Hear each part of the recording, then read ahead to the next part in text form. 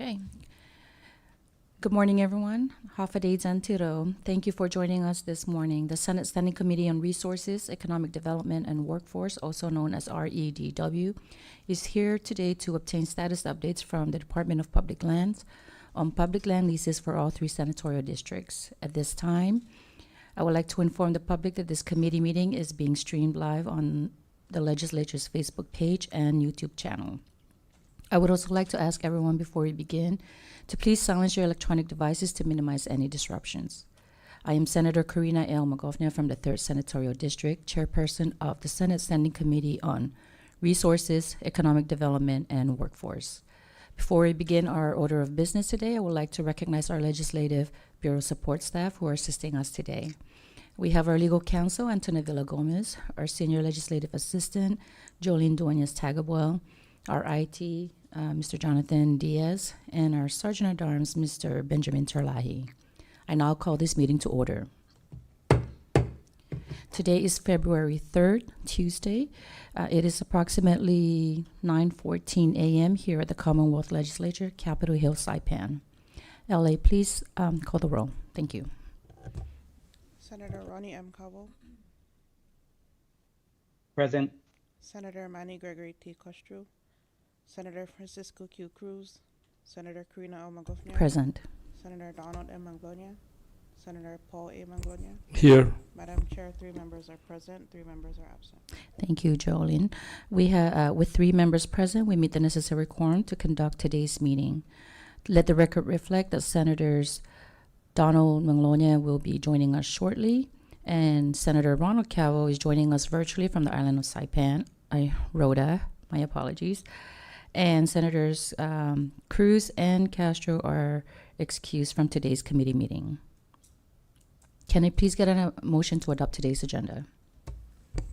So move, Madam Chair, for the adoption of today's agenda. Thank you, Senator Paul. Do I hear a second? Second. Thank you. A motion was offered and seconded. All those in favor say aye. Aye. Those opposed say nay. Aye. Motion carries. The agenda for today's meeting is hereby adopted. Next on our agenda is public comment. The floor is now open for anyone from the public to provide comments and/or testimonies relevant to today's agenda. If you are providing any comments, please state your name for the record and the entity you represent, and I kindly ask that you keep your comments under 5 minutes to allow others to also have an opportunity to participate in providing comments. Looks like we have none. Let the record reflect that there's no one in the gallery to provide public comments. At this time, the public comment portion of the agenda is now closed. Next on the agenda is new business. We have none. We move down to old business. Under this agenda item, we have the Department of Public Lands present to provide the committee and the public with status updates related to public land leases on all senatorial districts. At this time, we invite the Secretary of DPL, Mr. Sixto Igisomer, and his team to join us in the chamber.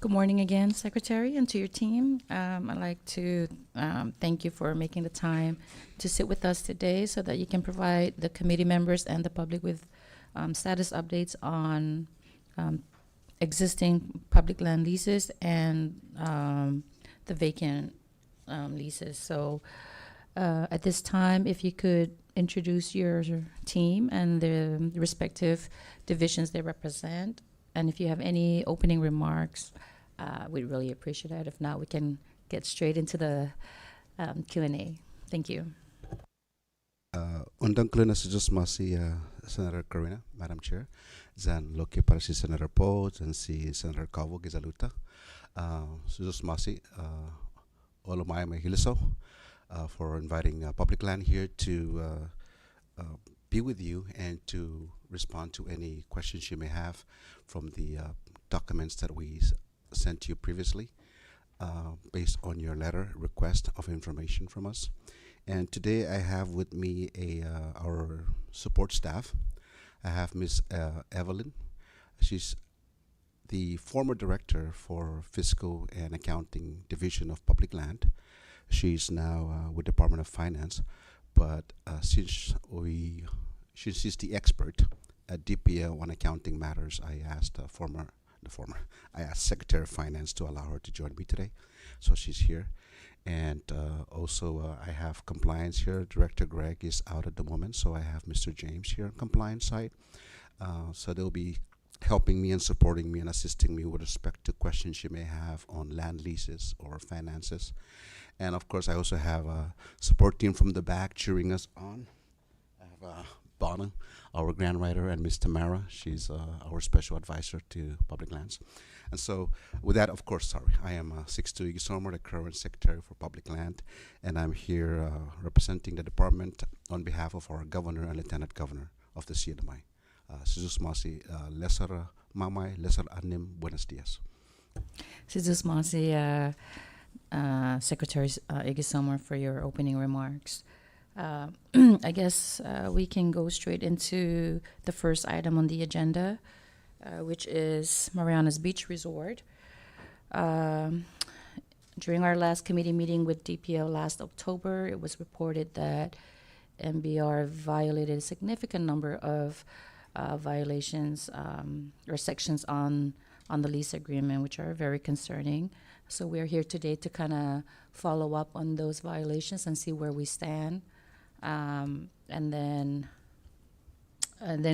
we can move on to the next items on the agenda. So just for the record, we did receive a copy of DPL's letter to Mariana's Beach Resort dated August 8, 2025. This is in regards to the notice of default and notice of violation on lease agreement number LA 22-001S.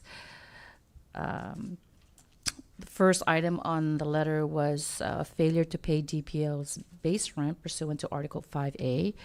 Article 5A provides that the base rent, under the base rent, the lessee shall pay base rent in advance on annual basis on each anniversary of the commencement date without invoice, notice, or other demand upon or to lessee.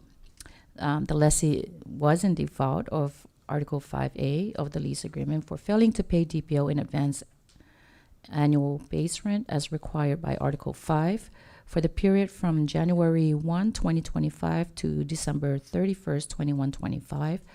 The lessee made partial payments in the amount of $56,000 on February 6, 2025, and in the amount of $50,000 on July 2nd, 2025. However, there was still an outstanding balance of $192,143.56 to include interest, including interest. So we perhaps can start with that. Where are we with that outstanding balance? And if it's paid off, when was it paid? So with respect to your question, so MB Capital, just wanted to make sure I do not mix up my acronyms. I'm sorry. They're up to date, fully up to date on the payment. From that last notice, they came in and cleared the payments for the 25. So they've paid the total of $192,000. They've cleared it all. Okay, perfect. And when was that payment made? Before the end of this year, I would say around November, December. Okay, or that perfect. time. Okay. Next violation was Article 5B. which is additional rent. So in addition to the base rent provided for above, the lessee shall pay to DPO in the manner prescribed herein the percentage of gross receipt as described in the above rental schedule from whatever business activity is conducted within the described premises during the term of the lease and any extension thereof, and as further defined in Article 39G hereof. The lessee was in default of Article 5B of the lease agreement for failing to pay DPL the additional rent on the percentage of gross receipts for the period beginning October 24 through May 2025 within 45 days from the end of the calendar quarter, for the total amount outstanding inclusive of interest fee is $12,668.12. Is that also taken care of? That is all cleared up as well. Perfect. Next on the letter, on the violation was Article 7B, which is for the additional security deposit identified in the lease data sheet as so for security deposit. The lessee is in default of Article 7B of the lease for failing to deposit the additional security deposit amount with DPO or to provide DPO with current documentation that the additional security deposit amount has been deposited into an interest-bearing commercial bank account in Saipan. So 5% of 45 million comes out to about a little bit over 2 million, if I'm not mistaken. And so where are we with that violation? I think your question was two parts. Which question? Which part, Madam Senator? Okay, so I guess the failure to deposit additional security deposits, right, under Article 7B, has that been resolved? Did we collect payments on that? Security deposit for the annual rent, that's all cleared. Okay. So 7B, the additional security deposit identified in the lease data sheet as additional security deposit shall be deposited to DPL or an interest. So they deposited the 5%? So that's why I was trying to make sure I understand it properly. Okay. If you're asking about the deposit for the development, the construction, that one is still an ongoing discussion with MP Capital. So, okay. So, because that's quite a significant amount, right? 5% of the $45 million or the construction cost. And so was that supposed to be taken care of in the beginning of the lease when it was first executed? So your first part of the question is 5% of the total amount or 5% of the breaking down that 40 into, I think, 4 to 5 year, 5 increments. I see. So it was either 5% of the $45 million for the total construction cost or Phases. or 5% of the construction renovation of each phase. Yes. So which direction did DPO? So under Article 7B, which one are we addressing? Are we addressing the 5% of the 45 million in total construction or the 5% of for each phase? At this time, Madam Senator, those two, that number you're discussing is currently under a very under observation with MBI discussions. So I would hope we can just stay on that part because those are compliance strategies, logistics in working with this investor, Sure. MB Capital.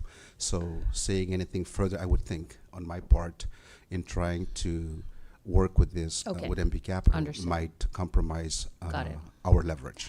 Just for our But we're working on it. Okay. We are. Thank you. So as you may be aware, there's two, Saipan Protopia had that. That's an agreement from Protopia, Okay. and it was assigned to them.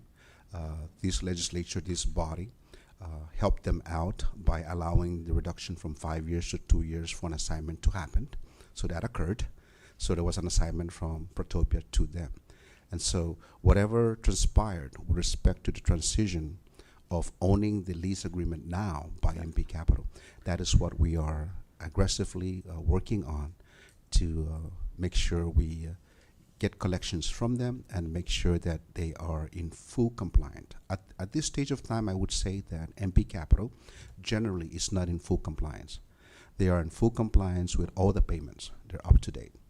What they're not up to date is this going back and forth between our compliance, with myself inclusive, in making sure that they comply with all the other terms and conditions with respect to the development fee, which also possibly may be a bond for the construction development, and phases of when this development is going to happen, and whether the agreements of MP Capital and Sheraton is indeed done or completed. So it's ongoing. So those are the questions that we're going through with compliance and myself, Okay. with MP Capital, to sort out and iron out. Thank you for that explanation, Secretary. Two things before I forget. So earlier you stated that it was this body who helped DPL amend the regulation from 5 years to 2 years to allow Portopia to transfer or sign the lease.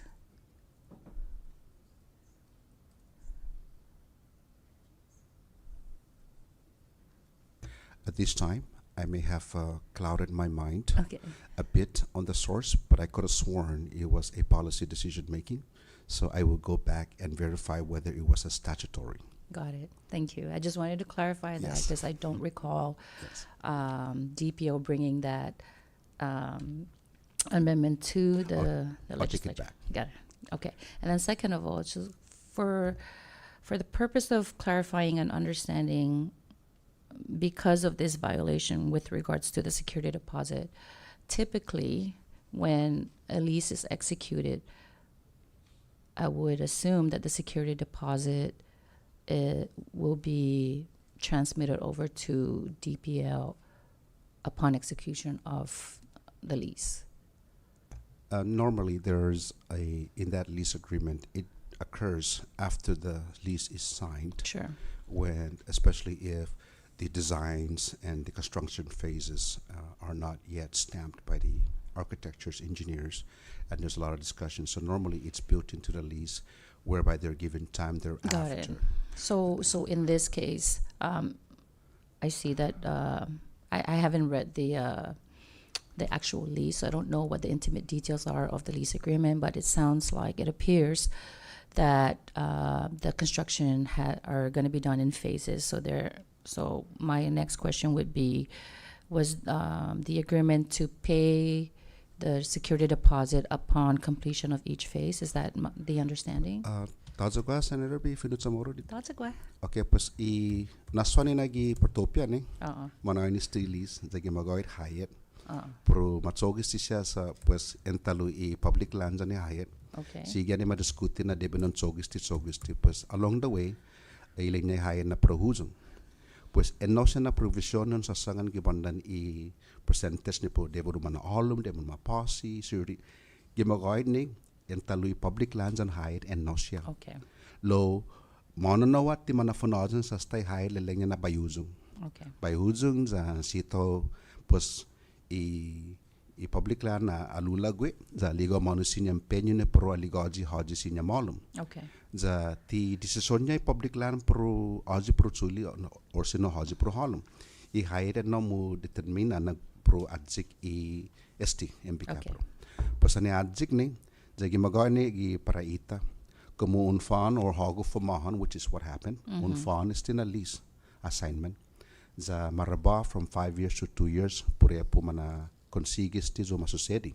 Kung kutisinya gimagawit Hyatt pro na MB sa sito nangga 5 years. Meanwhile, gis na tempo ni, ti monazan discussion entalo Hyatt za ni public land ni pro mana fonazan todos na provision ni articles. Ti man monazan. Pues Hyatt anois ti tauto MB Capital. So technically last year na tsulisti, December, January last year. Pues December, January last year ni first time para guiza asasangan na pagulilisti, pagutsulisti.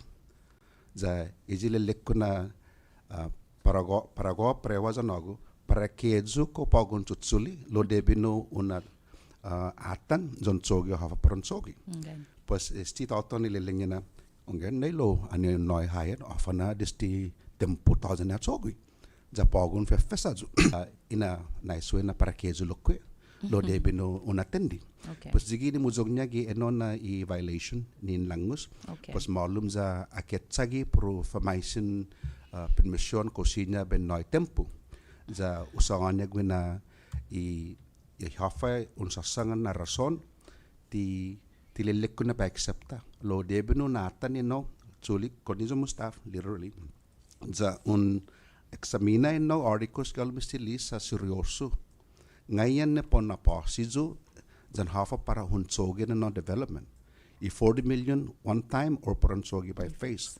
Luan na by phase kwanto loki zamur project mungi I plano ni pansogisti. Disti pago ti maalum na plano. Maaluma za magay mungi alum za ilengnya na istigi siya accountant CPA na ma-certify sti. Okay. Agan sti na kompanya sa gwiza pro sogi sti. Loan wagan siya ni timana adan siya half of affaisin. Half of affaisin pro na hiralang public land. Ezi siya I kompanya no uchatsek tipo marehu. Pues jige na ilek ko na I ungan it's alarming. MB Capital's reaction I would say is alarming. I want it to be objective. I don't want to become subjective. Zabe get it emotional and then make the wrong decision. The intention of DPL is to make sure that they follow the articles and we're following the processes. And I've already had discussions with our director now, Nasuguro, we are always on top of it. Okay. Whatever we're talking about, discussing that they come in and take care of. So you're very correct in your observations. Tima alum trabay plano. Okay. There is no plan on the renovation yet at the moment. So they are, for us, concerns. Yes. Lo ki parewa na fosangan staba. Tisinya be ono gato za banyukut. Si tabe tatiji I process. Of course. Yes. Sangin matu temponya za baisangoni na hujung. Za tutungo kosta na ayam julufunan maluma. Wahasti I flow chart I compliance inspection. Kwahasha gini sunya tutungo ko gagi ganolan taigwi. Be noi I sarge. Okay. So we share. Thank you, Mike. Yes. That would greatly help us. This is the chart that our compliance follows. And when there's violations in here, it helps us because we want to make sure that if we ever elevate this higher than the division and the department, that we don't have any, that we actually succeed. Okay. No? Jesus Masi. Ingef agradeci I damo explanation sa bula man malago tumungu ofa masusasedi za fino u comprender na guasha information tigef sinya un langus pogo na momento sa I discussion ongoing no so u respeta I zanya process I DPL lo presisuhan at natungwi to ofa masusasedi maybe at a higher level. So thank you for that explanation. Zanuna loki para be gi pabe laba di na I bula na investors mo na ano gato public land za mafa-faisen zu put high MB Capital. Za matungos ti mahungos ti istigi masusasiri za utunga za no koprendia. Za ejo songani sa natisinya be diskuti gi za hamzu gi bandanesti na property danesti na lease sa active za ongoing. Okay. Za kamu gua tumungu pudempulus ti siya na kala na mo ni ji stau check azi para bikonni za be particles in sinya mangomplain za lenya na prejudice and discriminatory ziga na una wada dahi na pabina siguro na in tiji stina process and in matu temponya tisinyo sangan na we are intentionally doing something. Ngan. Tinansi. Sidus masi. Antun mine por favor sinya un so I copy Shea members. And before I forget, I would like to recognize the presence of our Vice Chair, Senator Donald Manglonia. Thank you for joining us, Vice Chair. So staying on this particular violation, no tatungwa na timasat mimiti alum I plan para I renovation. Quanto tempo I DPO na I STCA ni poro ma-demonstrate at least gato yamzu na esta matututuho ni I construction phase plania quanto tempo sin no I antes di peron follow up talo ni Paraguahu edzina NOV, notice of violation. Edzina atana documento. A activa enona documento. Kumekeleku taja timatizi no trabiha gibanan tegen na format papin. Okay. So enona papin mapus. Pues tod malum za analiham ni nastigi by chogi stigi. Pues Paraguahu gi on a higher level on my end. Guahasya compliance. Ti mafattugi sa hohu dan ti mamamatka na está cumplido. So it's any moment now. So está compliant compliance malagos lo kiba faisin am jeni pasensyan miso sa sisya i compliance division didya na toto zan bula siya matsotsogwi bula sa jeni enforcement fera di galom oficina za excuses ti na pabi sangan kimpatagahe fera di oficina ni matsotsogi gi bandan enforcement gi todos ti siya leases zan ETOA occupancy permits manu udzung lokwi gi field za matsotsogi lokki gi bandan maintenance di parestisha hotel ni man abandona dan fere de no lokki ma tsotsogi afata agan gi fin americano security guard purpose so they go there for their presence they would show up there so there's really nobody gi public land gi tahaya para tsotsonya puro fanagas kas taza lokki gi public land tahaya puro hono zo saga gi lugar zo nasugurona taza mo ami no so Lostina division compliance, that's what they do. Okay. So they're really overloaded. The Sacramento Sons Greg, the directors are like Greg, so I need to make a decision. Okay. So in English translation, that document is alive. Yes. It's just a matter now of what do I do with it to elevate it to the next level. And that leads me to my next question, because then I'm sure that the policy will guide you to what the next steps are, right? And this is why I ask about the timeline. How much time have you given, based on the notice of violation provided to them last August, which is over 5 months now, right? Definitely not expired. No. Paragosta more than overdue. Nangaha right now, the only thing it's waiting for is for me to make an action. Okay.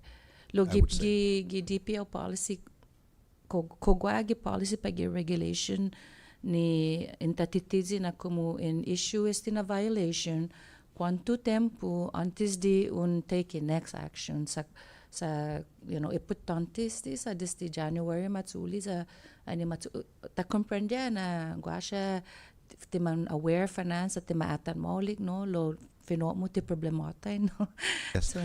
So Senator and members and Senator, for clarification purpose, this discussion we're having on one particular investor, MP Capital, is the same process we're doing with every lessee. Sure.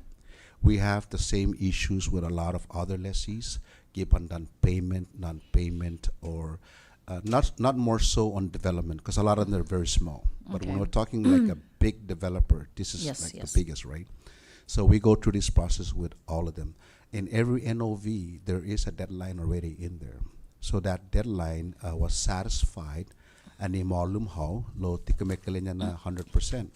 Malum how za on lizo na stigi lo stand revisa za ti completo. So it's now a matter of next parabahin seg go based on that notice go default or go pun binayo talo tempo so unoizo ni engineering report, development plans, and go surety bond or percentage.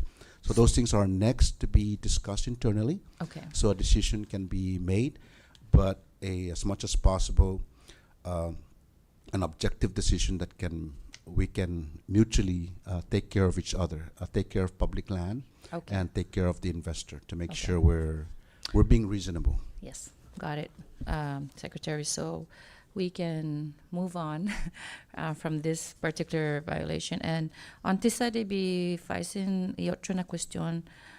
Sa guasha kwentus manu uzung no titatungo zadzigi na gana ko na bi ungo klaro ginin hagu sa hagu mu mananeha i department za lo ko magahi na mandelinquenti ta lustisha after maposidi i madidibi i outstanding balances ko mandelinquenti tatlu. By check na sa berbisan molik sa gagi gini si Evelyn lo gagi si Evelyn pago gi finance Okay. za ading jugi last Friday. So at the moment in our accounting division, there's nobody. We only have 3 staff in accounting. So most of the functions na tsotsogwi esta guahu pabi maneya. Dan si Banu tatekku, si Tammy, dan kana 3-4 talo na empleado ni ti tsotsonia accounting. Okay. Lo estina information by sangan tagwini na by ben hopefully I can give you a better answer. Lo kula namon na delinquente mo sa fanahan antilachizo sa ti prepara jo para sina question. Sinya fanan magahit ti anolom sa lapigi January ni due date. Ko man manapapasi sa gilis, ko man manapapasi monthly, quarterly, semi-annually, annually, of taman may payment At schedule? this time quarterly. Quarterly.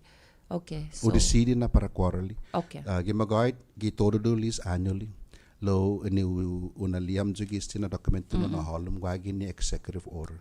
Yes. And this executive order ni nebo na mafirmang ni magasu na para bay za sita habe tatizi sa pura pabi na siguro na gwa sa lapi pa MPLT debi na moving forward by collect ball interest mess or 1 quarter previously the edgina sa lapi no collect debi na jigina sa lapi ba na sebi moving forward a quarter pues como usedi todo lesis na pumanoizo annually za todo siya manolum ki January tinki todo sa lapeo para 2nd, 3rd, and 4th. Okay. Pues jigi na udesidi na by sedi todo lesis na como sinya umapasya quarterly basis instead of annually. Moving forward. Okay, so gidyan niya lease agreement STCya ko annually? Gimagawad annually, Okay. lo udesidi na umana quarterly. So, an i-lease ni masign annually koga discretion or flexibility but exception para punto laika i-payment terms? Utsogin na gizok ko policy decision. Okay, esta. That's my policy for me. Okay. Sa kumututsogin no, za pabinanga hafa pa ma-diskuti talo. Sen mataya dan mus public land tayo sa lapi. That's a very that analogy. I'm just saying it's a debi ng company i-offer sa amin, Ungan. no? Quarterly payment kumikali niya na quarterly gwazo ko revenue cash. Oo. Zona lihawa lokki gizok ko revenue collection ki October, November, December ko munatan no. Tinki unliha na eno na nga monthly collection za ata na November podung diti, December sen podung, January podung January. We had a really big less collection. Okay. So jiga na importante na ti pareo public land pago ki bandanistin executive order. Ti pareo za ni government sinya manyuli sa lapige balin hunsakan jana sa B budget. Guahu pago sita na ihafa u collect within 3 months jigi be patsa. Okay. Pues debe na by moving forward by FY27 debe no ma time todos ti siya na deposit payments to make sure na man podung gyalom si siya na meses. So guaha masya $300,000 to $400,000 collected per month so we can have the budget. Pues jigi irason na utsog na decision. Okay. Si Masi, Secretary ni, you're looking for proactive ways to ensure that DPO is receiving revenues at least on a quarterly basis to sustain its operation. I just wanted to pose that question to ensure that there are no conflict or legal issues with regards to a lease being executed and agreed upon a payment term versus, the department changing it without amending the lease. I wanted to make sure that there's no legal issue with that. That will be fair across the board. Okay, It will not be only to a particular company. It will be to all. got it. Okay, so moving on to the next violation. So we did 7B. So failure to submit annual reports on audit pursuant to Article 12. Where are we with that?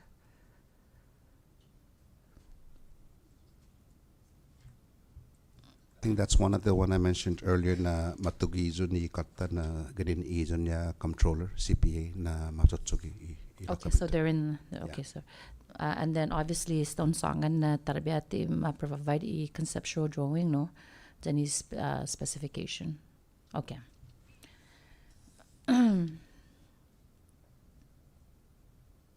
Is the public benefit obligation pursuant to Article 13? Where are we with that? In sigida sa loki enagi 2025 ni muzang na nakata matugi check para e-scholarship. So the 5,000? Okay. Estamos nós. Já fez siya man dongkulu na. E nasa pamalu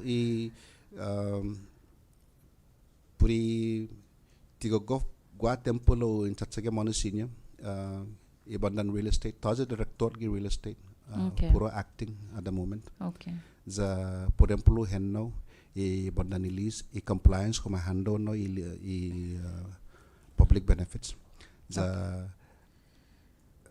ungan sinya besangan at timononolzan or stamonolzan lo guahasya information ni utungo na gibandan eno tagi igarpan street no development titatungo ko stama nohi or ko stama kontusi siya ko i-hire mo agad no sana agencies or corporate entities or guida. So that one from my end it has not happened yet. Okay. Pues guahasya finonya na izo na improvement gi tagi beach ani maulimi typhoon za kinanno todi beach za achogi or agasta salapi para hedji akekesongan na esta maulimi stina contribution ganno za gau lelekon indiskukuti pago na ti chloro za na keke chloro ko masedigui patti masedigui Okay. na pro na sebina na class in expense za Para pro public offset. benefit. Okay. So we're discussing Okay. those matters now. They're a little bit more complicated than whether he did or not. Okay. But we will hopefully, again, we are in austerity, so we're really tight, just like any other department. But those are some of the concerns that we're trying to iron out. Okay. Thank you, Secretary, for that update. Still under public benefits, ST 500,000 ni para homestead infrastructure. Tatungwa na bulahan man nananggaris ti pagu, para homestead sa utungan na actually tigef na hung esti na salapi ni po ma-develop infrastructure, but if this is part of the agreement, we still have to hold them accountable for it, and so that, and then also the 300,000 for DCCA, IAO, and CAO to promote traditional and cultural activities. Again, like you said, we're all in austerity, and these departments are in dire need of funding assistance.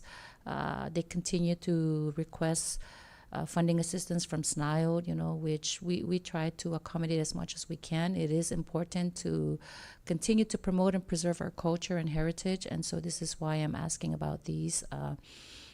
The least they could do, if not the entire 300,000, just some partial payments, just to show or demonstrate, not just to DPO but to the public landowners that they really are not trying to walk away from their responsibilities, but they are trying their very best to pay whatever they can. Just that little demonstration goes a long way. I think what really, really upsets and disappoints our people is when things are just quiet, almost seeming like we are sweeping it under the rug.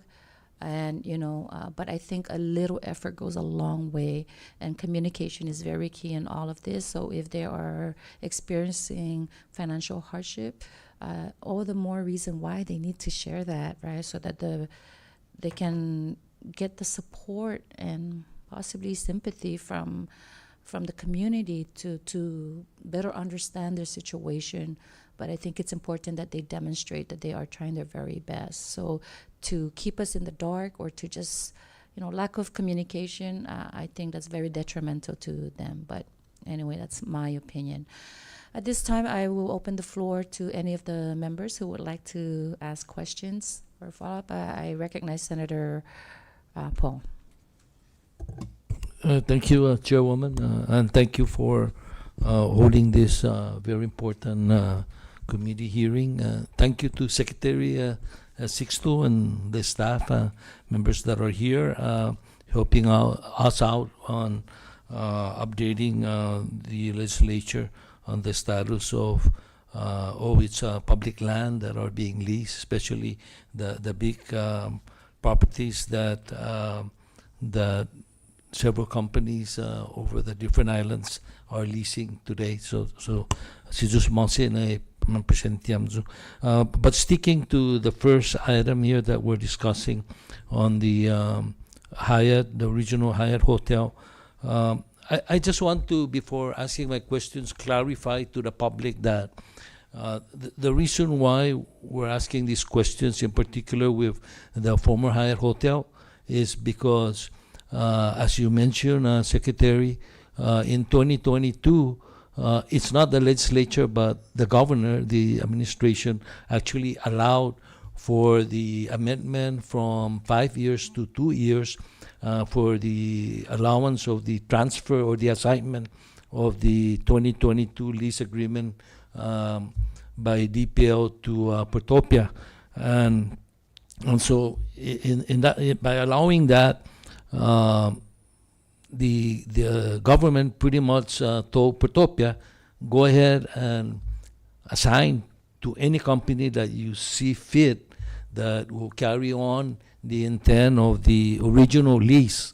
But I want to emphasize that this was done right after the COVID time, right? So we all know that there's no tourism in the Commonwealth.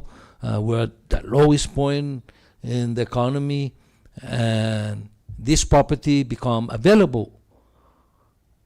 Okay, so that's why we're asking these questions, because this company, MB Capital, came forward and said, under the circumstances, the bad economic situation we're in, I stand here and I'm telling you that if you give it to me, we will do all of this that Portopia promised on January 1st, 2022. So we're normally, you know, the sentiment is to try to work with the investor, because they leased this 10 years ago or 20 years ago, and they're having a hard time. So we like to work with those kind of investors because we got to help them, right? But when somebody comes in here, when we're down and they make these promises, for me, I think that we need to hold them accountable to their promise. And this is the situation with this particular lease. And especially so because of the economic condition, we gave them very good conditions in the lease. Very good conditions as far as the base rental and even the additional rent. So that's why I'm extra concerned about this particular lease, because they took over Portopia in 2022, and Portopia actually had to submit in plans by the end of 2022 on their development plans. So I guess Portopia's first question to the assignee when they came into DPL is, so are you okay with this plan? And so you would think that the first thing they do is sit down with DPL and say, here's our plan, this is what we're going to renovate, this is how many rooms we're going to renovate, this is what we're going to do with the restaurant, this is what we're going to do with our facilities.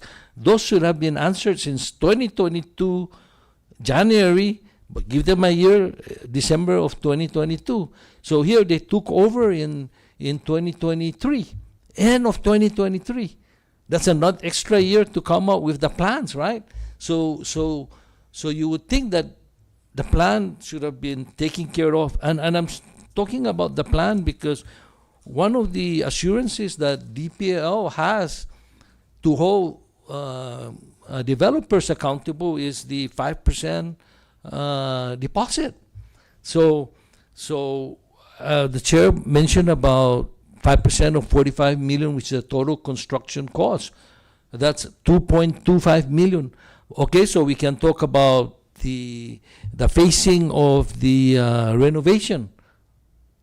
That we can talk maybe in 2022 or 2023, but today that's out the window, because facing is supposed to be when you're first starting, but when you're 100 years later, you don't face anymore. You're supposed to already be talking about the total construction cost, right?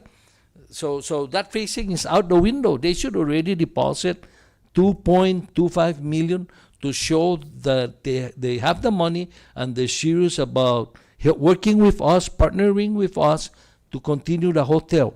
And so with that kind of background, I want to read a letter from Congresswoman Julie Ogo in 2023, at the time when Portopia was thinking of assigning the lease agreement. Congresswoman Julie Ogo and Angelo Camacho from the House wrote a letter to DPL basically saying, hey, DPL, we heard that you're assigning this and that the 5 was changed to 2 years to assign. They wrote a letter to DPL saying, given these developments, we're sincerely concerned whether DPL and Portopia have adequately considered other potential purchasers for the higher lease. It is our understanding that DPL may be engaged in exclusive negotiation with a single favorable buyer, which raises concerns about fairness and transparency in the process.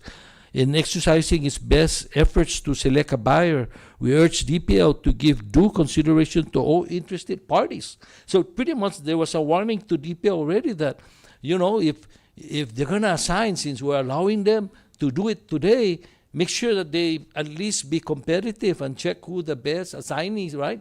So that we make sure they have the money, they're ready to do it. And the main thing is to continue the hiring of those local employees that are working at Hyatt, and we want to continue the employment. So DPL's answer to that is, and I'm just quoting from parts of the letter, DPL is now working to review the assignees' satisfaction of DPL's eligibility requirements and qualifying factors stated in DPL's regulation, which includes experience in and knowledge of the industry of the proposed development, evidence that the applicant and related parties are in good standing with taxing and regulatory authorities, evidence of certain combined net worth and free cash flow relative to the basic rent and total cost of development, business plan including financial projections, right? So I think that they have ample warning for MB Capital when they signed the assignment of lease. And I'm just concerned, Madam Chair, on a side note, that, by the way, this Hyatt property is less than 5 hectares. So I'm even concerned how it was ever signed, because the Constitution has it that if it's more than 5 hectares, the legislature needs to approve the lease agreement. But the legislature didn't have a say in this lease agreement, because whether intentional or not, it's 4 point something hectares, maybe a circumvention of the size, preventing the legislature into giving an approval or reviewing the lease agreement. But that's a side note. So my point is we're not being critical or anti-Portopia, and I can say that out. That if it seems like we're focusing on them, only because they should have known better, and so Secretary, I'm not lecturing, by the way, DPL. I'm just stating the scenario here as to why we're very concerned with this particular facility and property, because it's actually the best property in the Commonwealth as far as tourism is concerned. It's located near microbeach, nice landscaping, beautiful facility, and so we cannot continue to neglect and to put this aside, because when we're talking about the drop in tourism numbers, I think if we cannot even take care of the most beautiful facility on the island, that says a lot about the leaders of the Commonwealth. So I think that we should really take a look at this facility, and if we continue to not do anything and just ignore the violations, my worry is we're going to be sitting here again in 8 to 10 months and 1 year, and we're still talking about the same thing that they're trying their best, especially because in 2023 there was another company that actually was saying, I have the 40 million, I can do it, give it to us, we'll pay whatever they're behind, and then it wasn't even considered. So for me, I think it's a very serious violation to not deposit the 5% when we know that the agreement was signed in 2022, and that 5% should have been there in 2022 at the latest in December. In 2023, it should have been there. When they transferred it in 2023, end of 2023, it should have been enforced even further there because of the assignment that we need to agree on, sign off. And then here we are 1 year later, there's still no 5%. And I think that's a grave violation. For me, I think if they don't have the money, they don't have any business holding on to the property. It's like if that was your house and you're renting it out, I don't know, would we allow the lessee to continue to keep your house when you know that he's supposed to do all of it? I don't think any of us would allow that. I think we would already say, you have to move out. We're going to open the bidding to any other person that wants to lease the house. So that's the same way I look at it. This facing, that's out of the question anymore. It's already long overdue, and that's a serious violation there. So let me ask: did they try to deposit even 1% or 2%, Mr. Secretary? For the construction, no. Yeah, this is for the 5% of the 45 million. Yeah, when I'm saying construction, it's the renovation. Of course, there's no plan yet received on the phase plans. So therefore, we have no documents to pin that on. So there's none at the moment. So they're in violation because first, there's no plan, which should have been there, and second, they should have at least put something down because they know that they're supposed to do some construction, right? We already have internal communications written between them and DPO on that matter. So that's already in the file. But there's not 1 penny for that particular provision of the lease, right? 7B, not even 1 penny. You're still under discussion, but there's not 1 penny in there that would give credibility to the discussion. At least put in $500,000 and say, let's discuss further. There's a response to that question, Ileleko. It's in the file. It's under review. But there's no payment. Okay. But a So response. there's no payment. Thank you. Just a response. Okay. So quickly, Mr. Secretary, I'm happy to hear that their failure to pay the base rent is paid for December. So I didn't get your answer as to, are they current now? Are they current in January? And now it's February 3rd, right? So did they pay for January and February, or it's not due yet? I think I mentioned it earlier with Senator Carolina. At the moment, we will review the file before we move on to the next stage after the notice of default. So they do have that notice already of default. So now it's a matter of reviewing. Oh, but did they pay though? At the moment, I am not able to confirm that. Okay, all right. What about the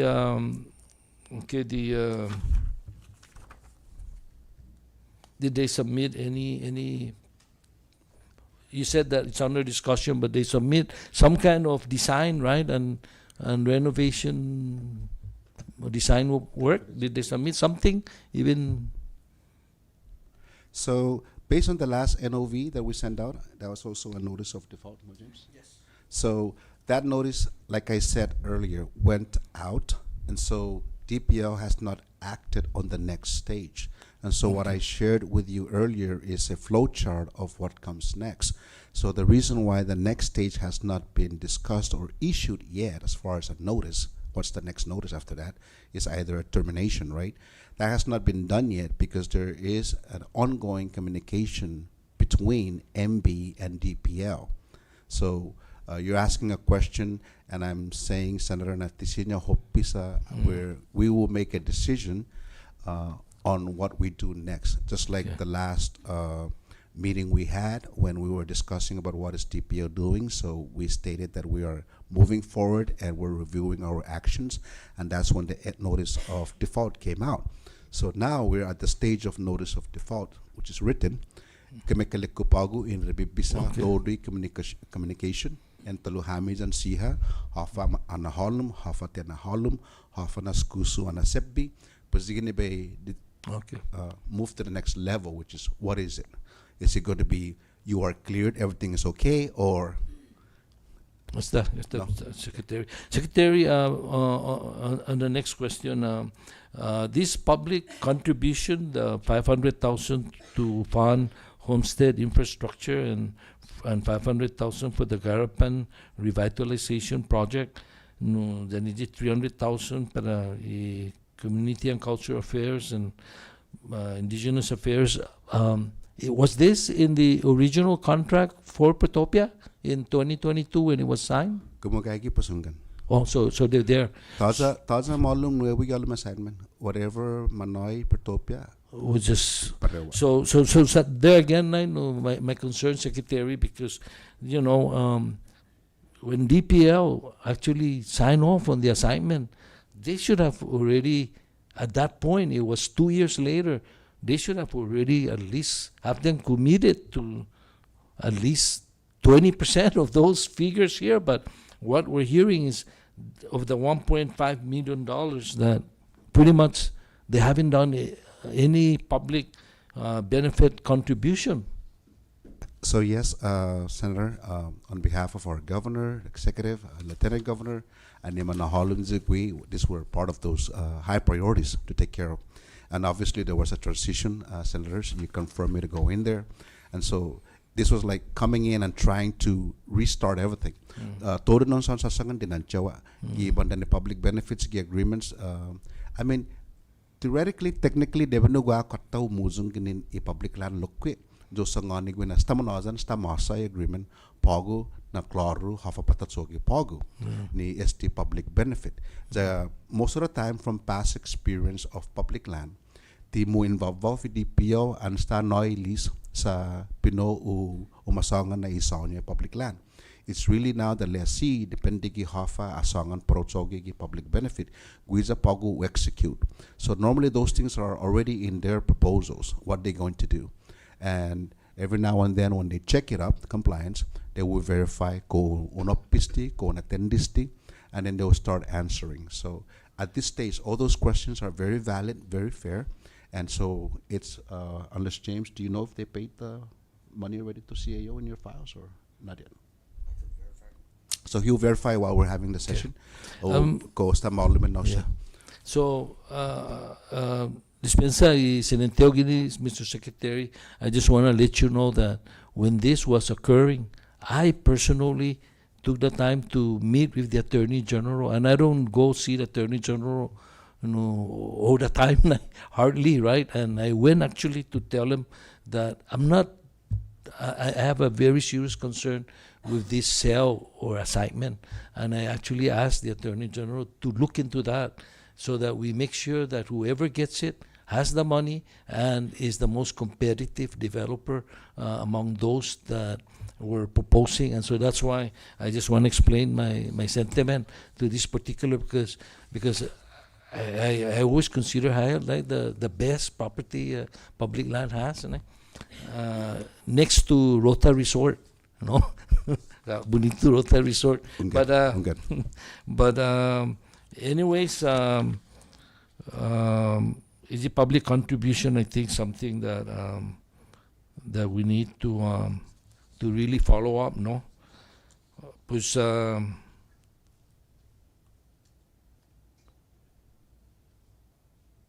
For now, Madam Chair, let the other members, if they have questions on the second round, maybe. Thank you. Thank you, Secretary. Mrs. Mossy, Mrs. Senator Mossy. Paul, and the Secretary. Since Gagi mo former Director of Accounting, I know lamul niya last Friday, no? In your recollection, do you recall any payments coming from MB Capital for anything else other than the lease payments? So any payments for, let's say, public benefits or just any payments at all in your recollection? I don't recall any payment that being received by DPL aside Okay. from the rental lease. Okay. And since you've been at DPL for a long time, and we, the secretary has changed the payment terms from annual to quarterly. When is the quarterly payment due? The quarterly payment those should be on the first month of the quarter, and if they don't So is it quarterly as in fiscal year or calendar year? fiscal year. So the quarter ended in December, so we should have received payment in January. And in January, you were still with DPL. So did we receive payments for the first quarter? Not yet. Okay, so to answer Senator Paul's question, Senator, I believe based on the logic there that MB Capital has not paid its dues for first quarter.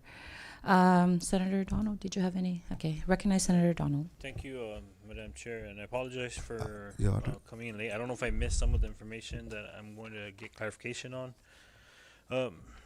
Is this the most, I guess, recent letter that ever went out to MB Capital, the August 18th letter? Ingan. So nothing has transpired, or there wasn't any back and forth communication between MB and We had communications, but not nothing in writing? not the next level of that letter.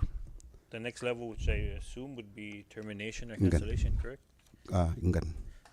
And based on the last record that we received, the last payment that we can assume was back in July, or was there something that came in after July? Guiza, the last payment paid for that, whatever was asked for to be paid on the rental or additional rent, those are paid already by November, December last year, which is just a month to 2 months ago. Do you know how much that came out to? 200 some thousands, right? They've Plus. paid up to 200,000 already? Plus they zeroed out. That, again, for clarification, the annual rent, any BGR outstanding, all cleared. So there's no cash pending. And also for clarification, any public benefit, DPO does not receive any payments from these lessees. It goes to where it's supposed to go. So whether we have a record of did they pay us money for these public benefits, we wouldn't know. It would be only for them to justify to us whether they actually did through proof of their records. How long do they have to provide for this public benefit? That is What's dependent the upon period that they would have to? the tigaf kloronegenogi, reading off whatever Senator Poe is talking about. Asangan na stigisa paron sogigi entire lease term. Ngayon na pumasoseden no siya, it's not the finite ko. Annually, monthly, tiklorigalum. So there wasn't to pay. They Kumu need to provide scholarship within. ay gyalumi data fiscal sheet, kumuling niya public benefits at put plus scholarship. I think scholarship is very clear. It's annual. Plus annually. Malango sa salapik karasakkan. Right, so it's within their period. From January, these guys, I believe, are in a January 2025 period, start date. So January 2025 to January 2026 is the 1 year anniversary. So what Evelyn was saying is January last month is their second year beginning. So the first quarter is due, like she said, normally January, February, March, within those 3 months, but January to deposit. So now the scholarship that they paid last year full off was for the 25. So now they'll due again for 26. And that is dependent on the scholarship only because we're aware of scholarship and how it's handled when we used to handle it. But it's with NMD, Corp, NMDC. So they wrote the check to NMDC for NMDC to handle the scholarship aspect. And what's the timeline of your next the next approach for DPL?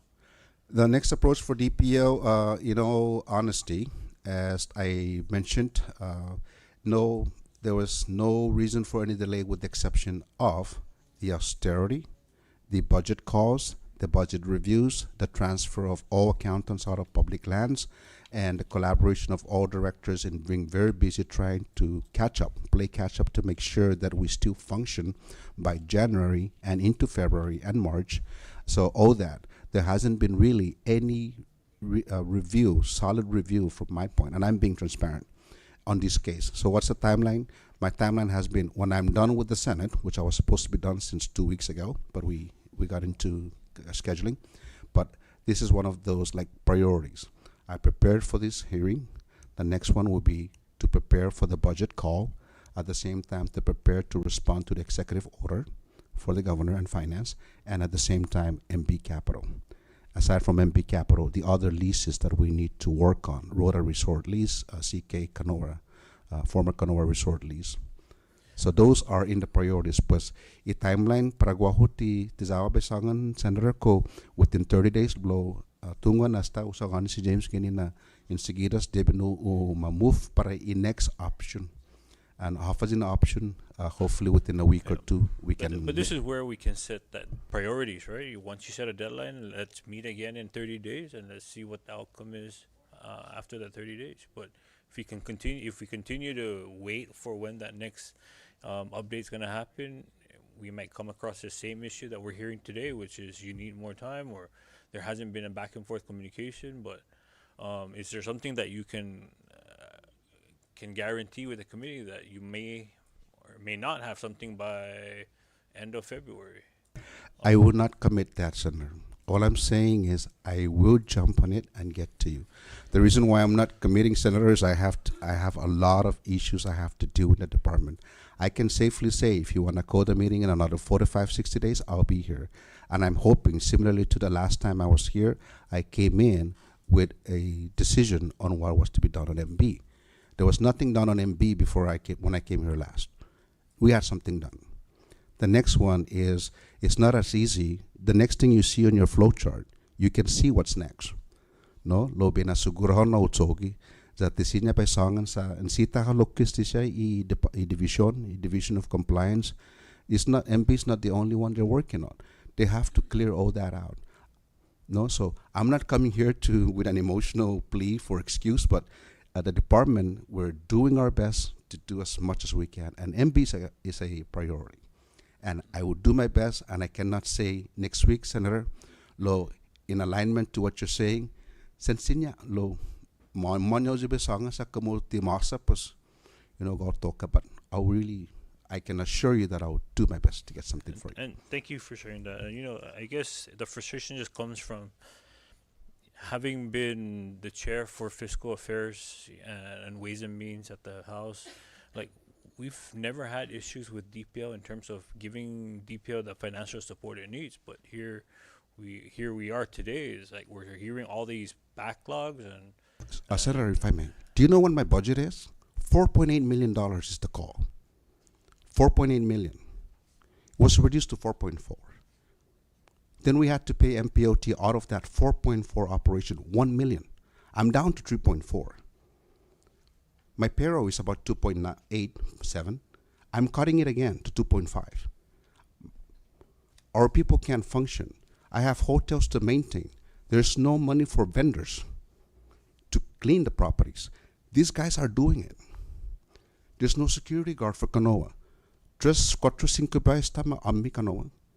Maala tori cables. So, I'm saying, Senator, I'm pleading with you, be patient with us. We're doing the best. The reason why you didn't have that problem is DPO had so much money. We operated $5.8, $5.2, $5.4 million. Our surveyors were out there. These guys were doing their job. They were on top of it. They had special advisors, special assistant. I don't have any. I'm a secretary with a special assistant who is now also a PIO and handling accounting. I have a grant writer who is now also in accounting, but we don't have accounting, right? So I'm a secretary with an executive secretary who handles every open government act that's coming our Secretary, I way. understand, but that issue only came October 1st. Prior to that, DPL was well funded throughout the years. I mean, you've even held, money in accounts in reserve for this very reason, right? Whenever revenue falls short for DPL, you tap into those reserves to help fund operations. Lolilik ko, Well, I'm not Senator. saying that. I'm not saying that Manaigi sa right tao, now Senator. you're well Manaigi. funded. What I'm saying is that prior to October, you've had, not you, but whoever the secretary was, or whenever you came in, you were still well funded throughout the entire year last year. And so And I this assured issue you, like this, Senator, when I assured you when you confirmed me that I would take care of them. So that's what I'm doing. I am doing my best with the limited resources that we have. Like every other department, I'm not alone. Like every other department, we're doing our best to be able to respond. Este leleku parewasan last time, Senator. Mamanyo jo hafa besangan sa. This is very sensitive. Este dinancha hafa linga sa Senator po todo siya masosedi po na hotel, right? Lo tisinya ha hafa besangan sa. It's approaching. You look at the chart. It's approaching the next stage. Jatizawa no halum sambus pagus tama halum za lelengya na hafanan ko kobla juniste, right? Lo para kaya juni hafa sasangan lo kumu gua hafa sangan sinya na sabi palabra pagu za mumuji hit depois stock talugi irrigation tagi Marianas Resort Janikan Pacific. So I'm trying my best to avoid statements that may complicate, but sigina lelekko na noizu chansa jabe jani division director jabe langus dokumento ni ston tunga hafa keke sangan na patalangus jatana siguro nan talangus pus guiza halamon pago tamanu po hoppi sa dinancha is mis observation toru jisa in faisen gizi august na dokumento malum oti todo hoppi pus afa pago next nigiun fa faisen jo ja jigi malago be diskuti jani director so we can make it work.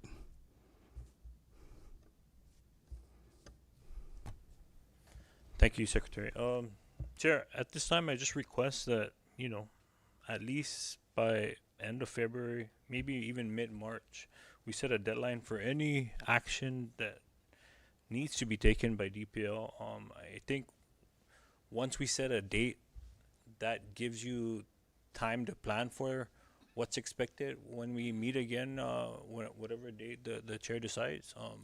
Otherwise, we're going to keep going over this back and forth as to there's still these communications going back and forth and never really coming to determination as to what is the next step. And so with that, Chair, I just would like to make the request, and at this time I yield.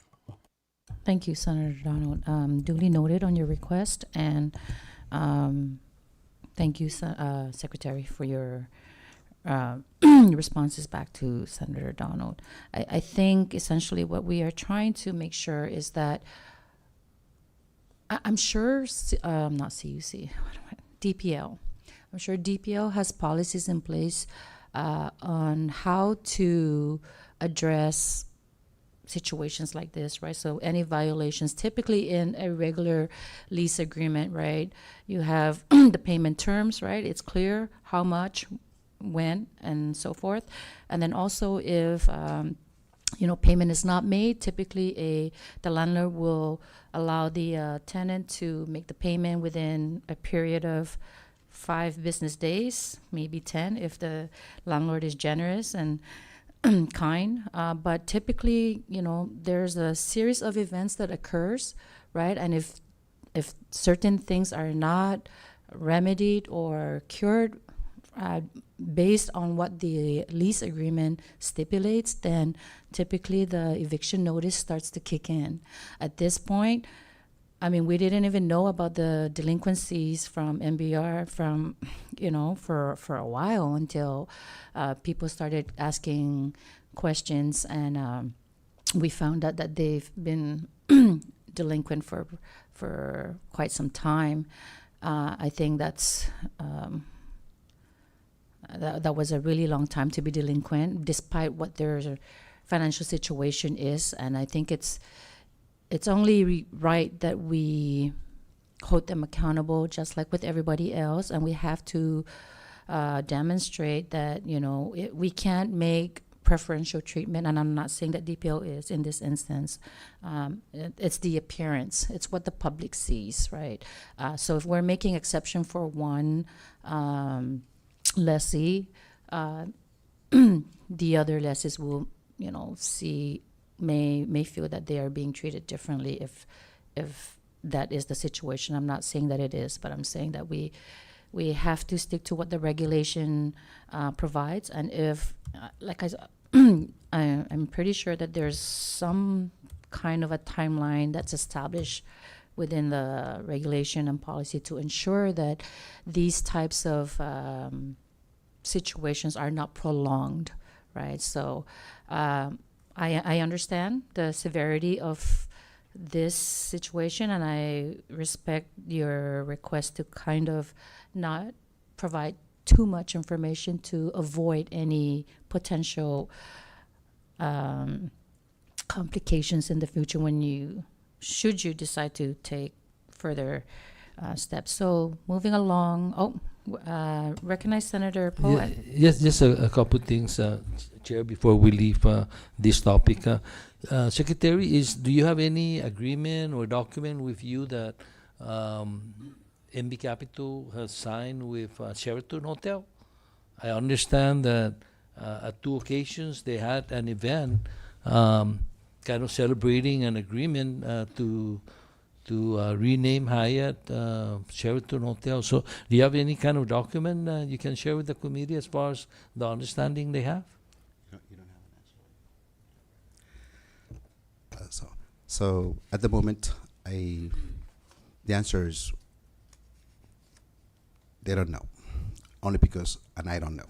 So, I would prefer also, Quidney, Senator, if you don't mind. Your question is very fair. I mean, again, as a department under the governor, we are working on this, the department operations, and we're working within the best we could. Mas guaha siya tisinyaw diskuti, tisinyaw sangan. And na question mo, dinantisilok na question. Because I was just going to get to, are there conditions there that they need to fix and to renovate? Esta faisy division o manayzo na kopya sa again na agreement taiguzo ni matsogri. Pues tutungo ko malum masangan na malum lutulili lo sta request ki division no mata ni file ko za malaguzo bili ko send magahit sa again parewazo za namzo. I hear things, I see things.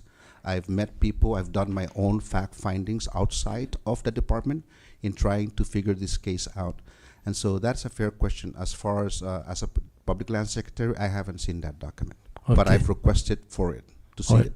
Thank you, Secretary. And final one, after Senator Donald's line of questioning, I want to ask Secretary, because the budget setup for DPL is different from the other departments.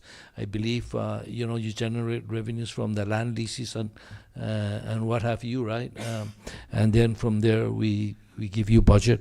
So I think that for DPL, right, we can maybe grant flexibility where you get some additional lease payment. We allow flexibility so you can hire your one additional attorney or additional staffing, because I think that if this is happening here, I'm sure that we're falling behind also in updating and enforcing some of these payments, and you need to spend money to make money, right? They always say that. So and it's still from your revenue.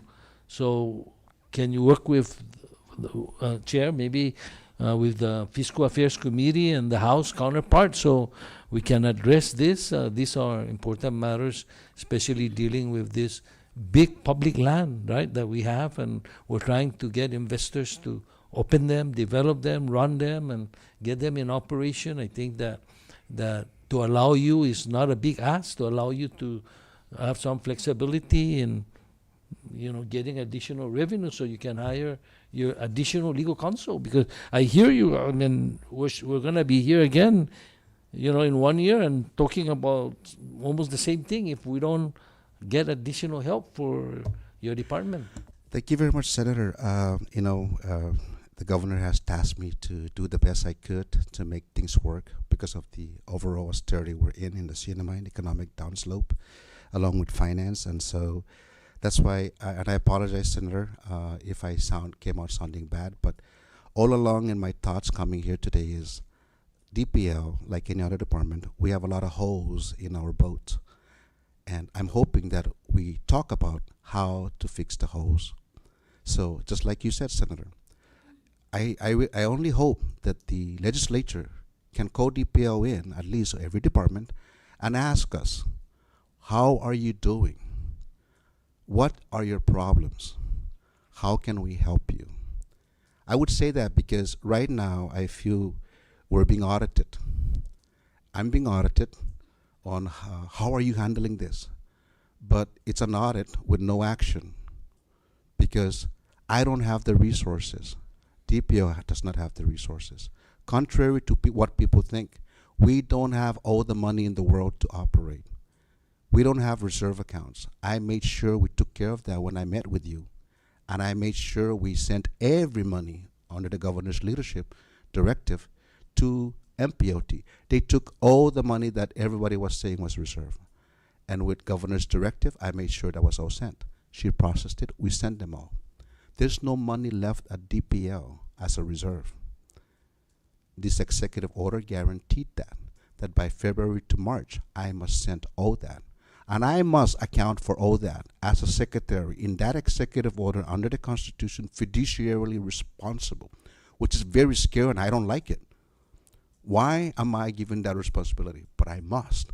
So I'm saying, in all fairness, that's what I have to do. So I would also hope that the next meeting is to ask DPL, what do you need? Senator, that bill you had on the land use plan for $200,000, we actually hired already, RFP, a winner. I canceled it because there was no way I can afford it. I have no $200,000 to pay it. So we need an appraiser on hand. I don't have any because we cannot afford it. We need a financial advisor. We cannot afford it. We zeroed everything out so that we can be the same as every other department and so that we can make sure we satisfy payments to MPOT as provided by the Constitution or mandated. So yes, Senator, we do need a lot of help. Malago jo guaha mas staff personnel para compliance zo natsadik siya sa ti MB ha hanggang ti skuso di paragolo sa sangana na MB sesu manolum siya gikotti. They're always meeting our legal counsel every Wednesday. Land claims, compliance, homestead. There's so many cases ongoing.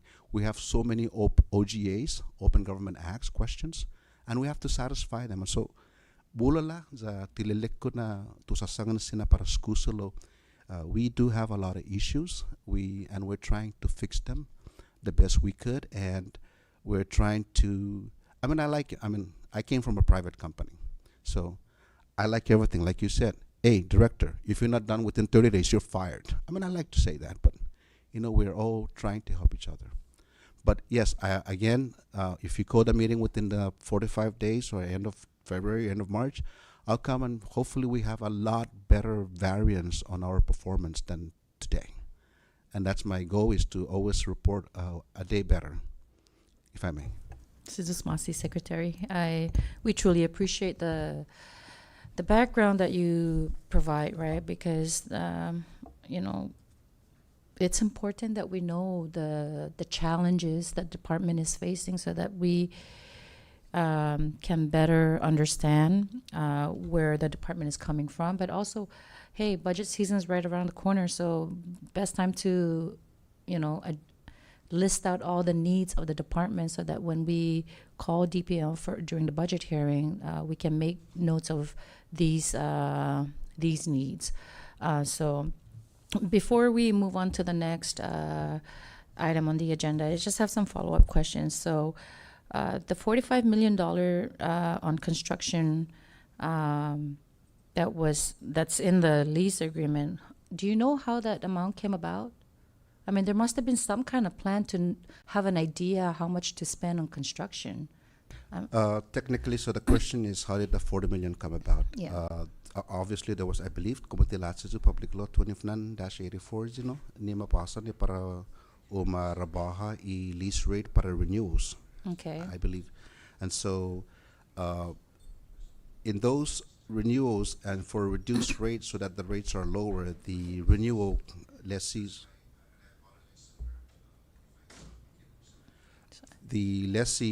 would project their renovation cost, pues guagi lokigalum regulation I banda ni matutat na como malago mas tumididi papay muli rate como nalum mas lapi mas tumun. Pues ungan dengan jam so estina lease rate na gogoti Hyatt. That lease rate is not, and again, Hyatt can hear this, MP Capital can hear this. That lease rate they were given was not because we want to give it. It was based on a commitment of a $40 million investment renovation plan. Okay. It was based on that plan. It was based on the fact that they'll be here indirectly for the employment that they're going to have, the renovation to make that place beautiful. So those are all contingent. The fact, and you're right, and I did not say it earlier, but the more we're having this conversation, it's you're supposed to do it.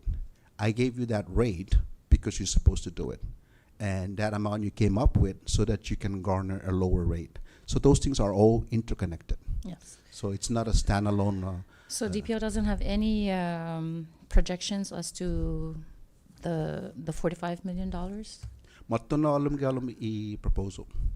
There was a proposal. Pues gyalo mi proposal ni ano ki 45 million kalangwa breakdown no offer siya na clustering project or renovation but upgrades ni po fan famaulig and quantui associated costs. Guaha ma-mention na tagwan no. Okay. Galum I junior proposal. Okay. Just so that we can understand where the $45 million number is coming from. Again, ilelek ko na inumuro ti mahalla using na numero from somewhere. Matutar na como uwaksa talumas gisti 40 to 45, and then of course they threw in other stuff they're going to do. Okay. So it was their choice. It was Yes. not a force. Right. Okay. The next follow-up question, or not follow-up, but I was just curious. So when we give out these public land leases to these companies, is there any restriction or limitation as to whether or not they can use the property for collateral? I gimagait kumutilatsu, and I've reviewed this with most lease amendments. When you lease a property, you actually have DPO give you rights to that property. So you have rights to that property and you can use it.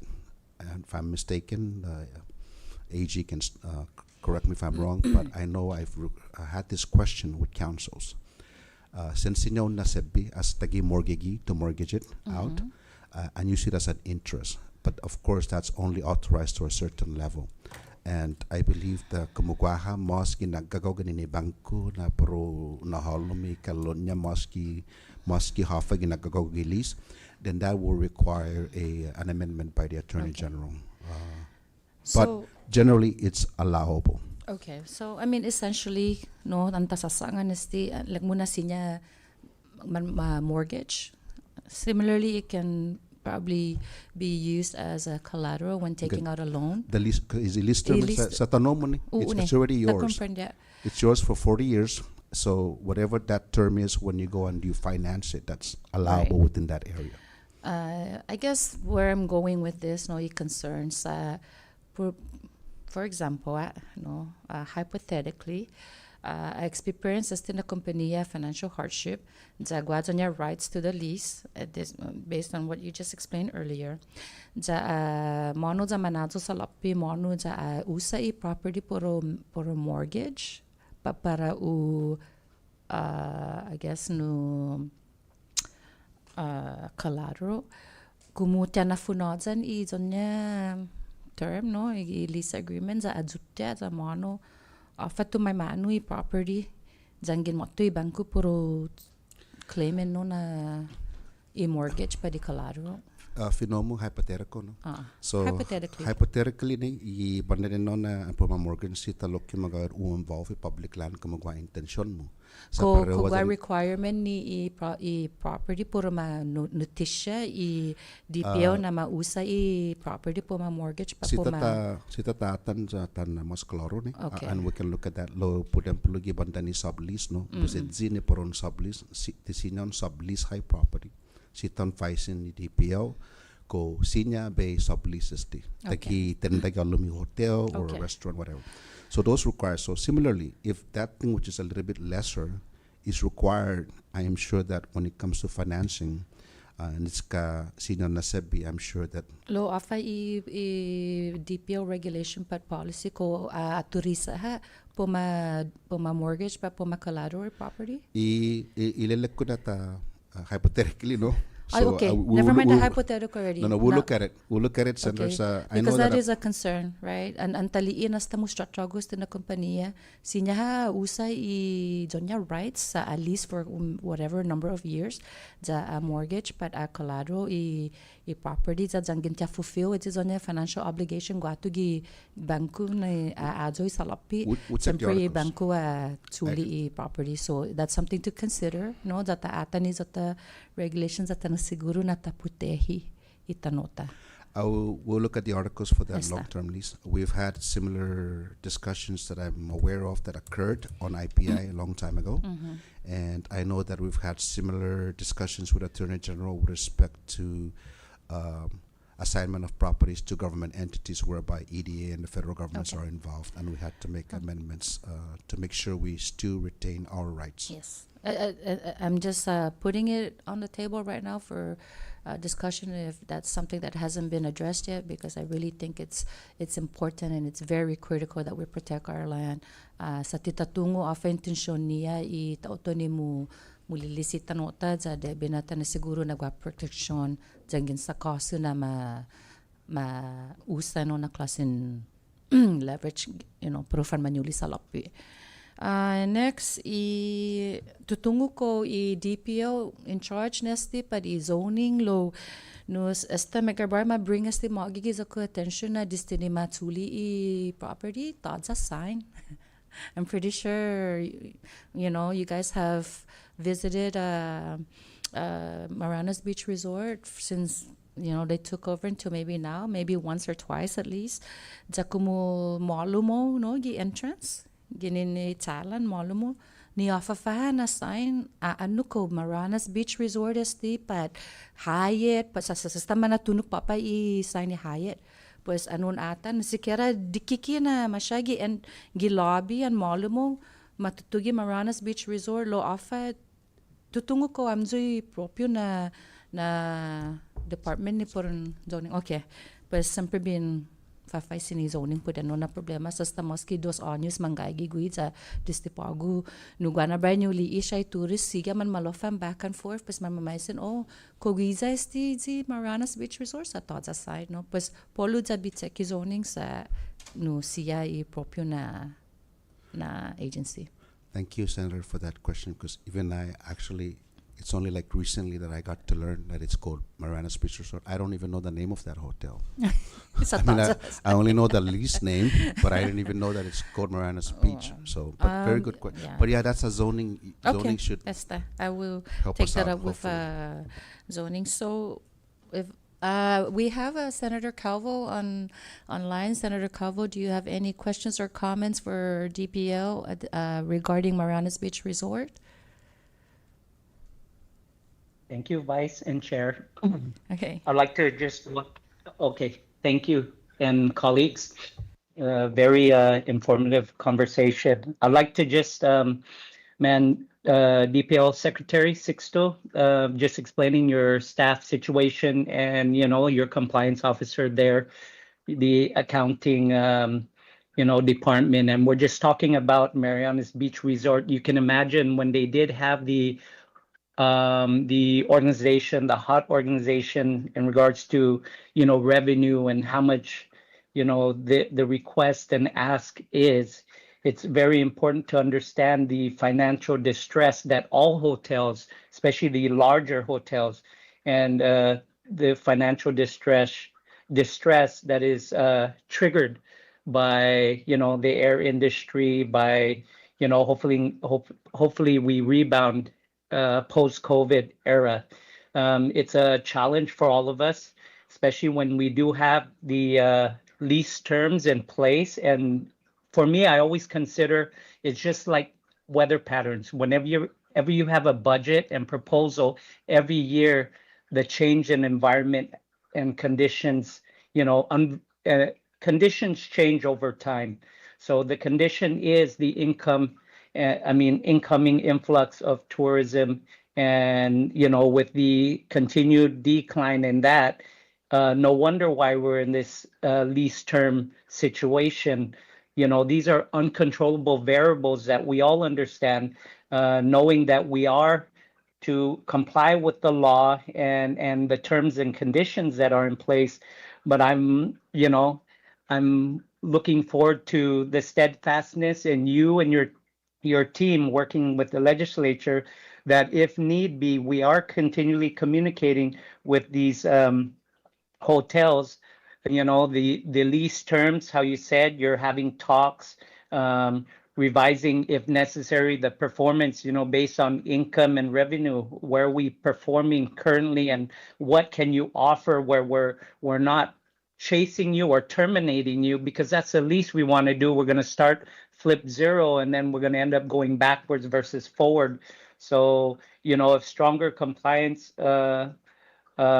clauses are needed and so forth, you guys are the subject matter experts, and you have us as lawmakers to help you and guide you. So I thank you for your explanation on the conditions we are in, as we look forward to moving forward and ensuring we get something versus nothing. And we do not want to lose and go backwards where we have more closure and so forth, because it's gonna be a big gap, most especially when we're accounting for a gap in the budget, or these, like the 5% revenue, and so forth, the collection at hand.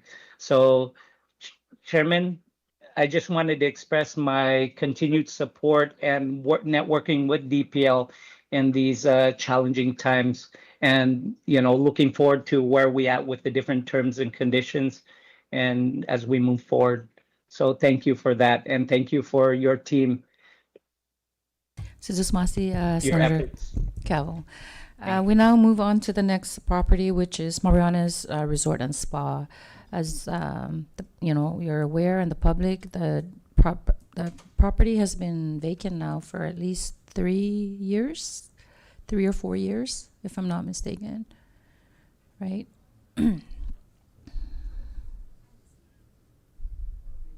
Marby, yes. Oh, 6 years.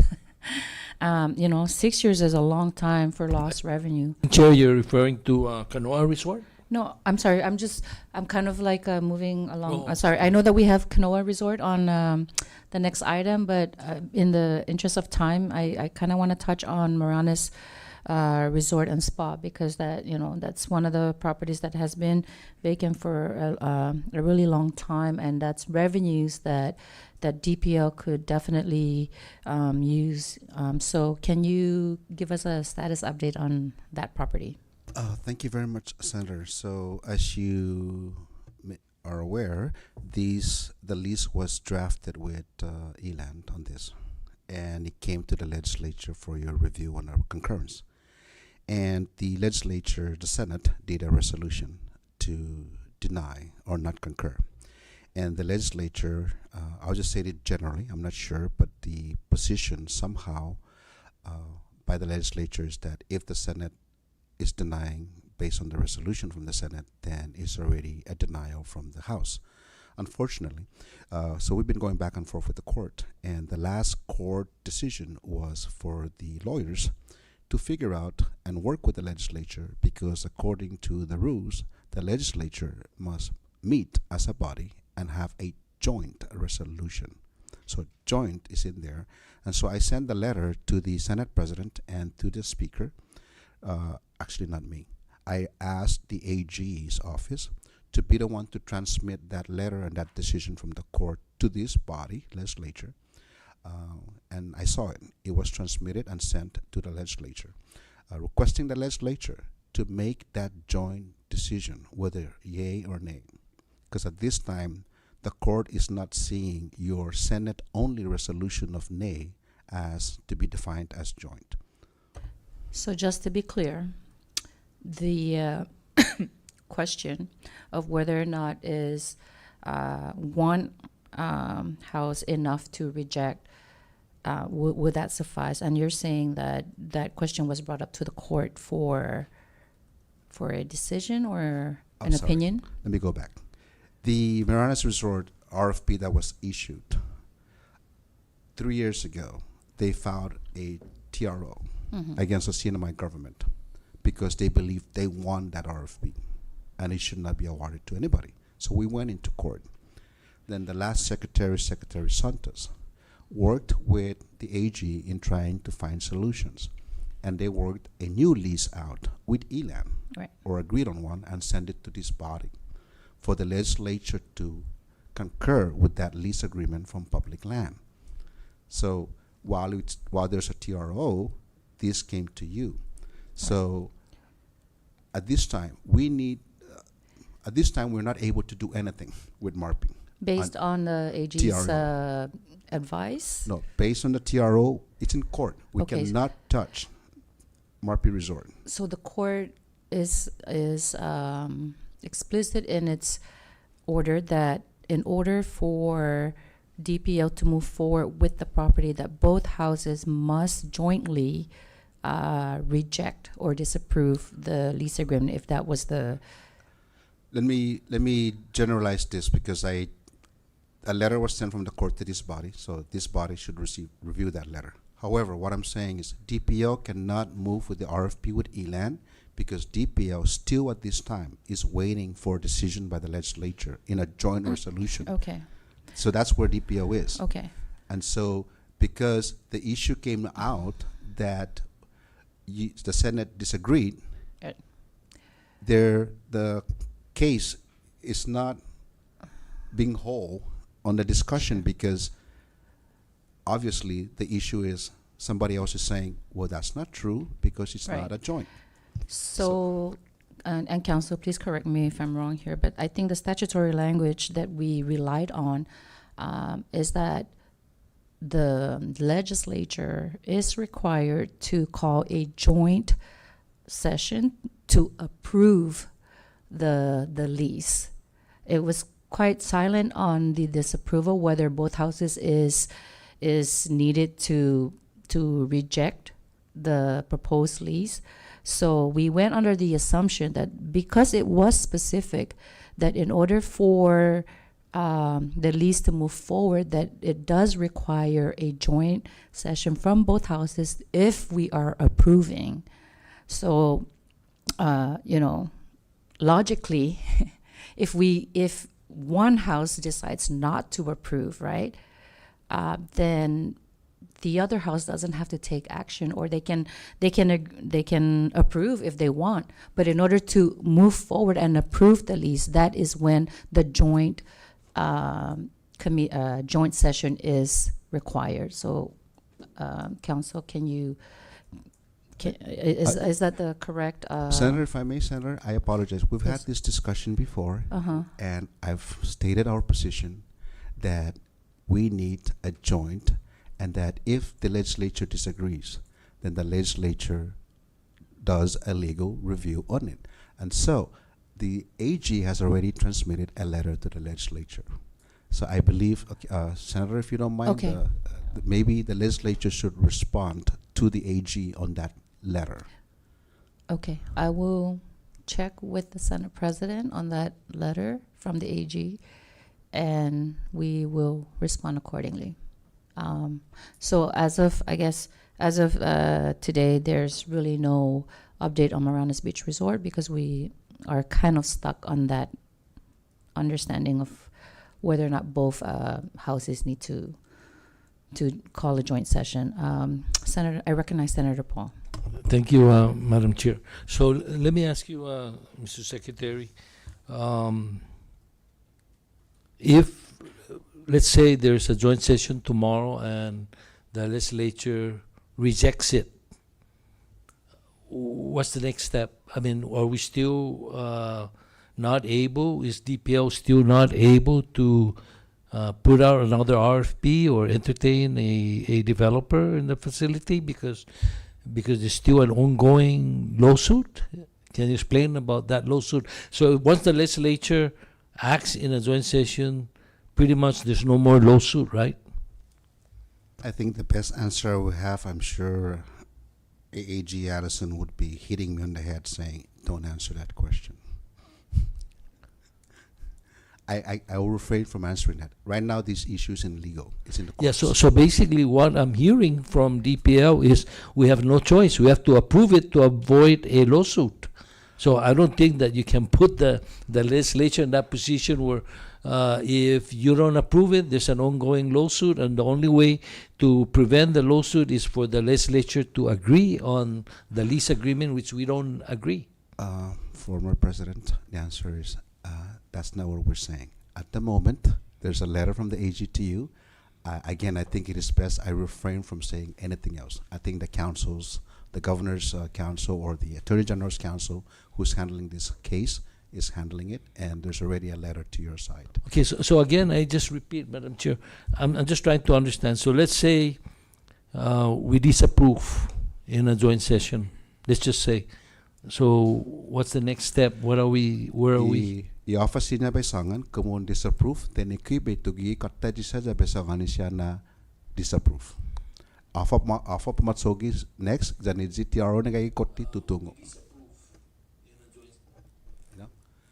He hafa pabitsogi, then ikui berebisa ja besangan siya na ilang mizo na ahi. Okay.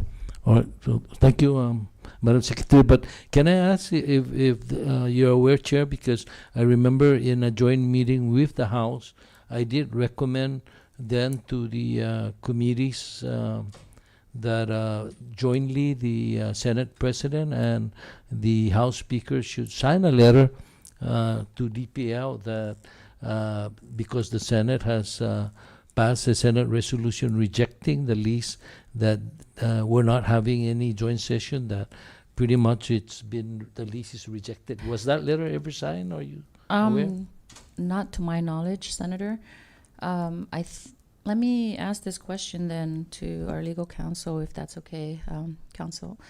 So in absent the joint session, would a joint letter from the Speaker and the Senate President suffice to help resolve DPL's issue with moving forward the RFP? Would that be sufficient? I think it would depend. I haven't seen the letter from the Attorney General regarding the requirement of rejecting the lease through a joint resolution in a joint session. So I can't say anything about that. But as far as the letter, again, so it will depend on what the court is willing to accept as appropriate.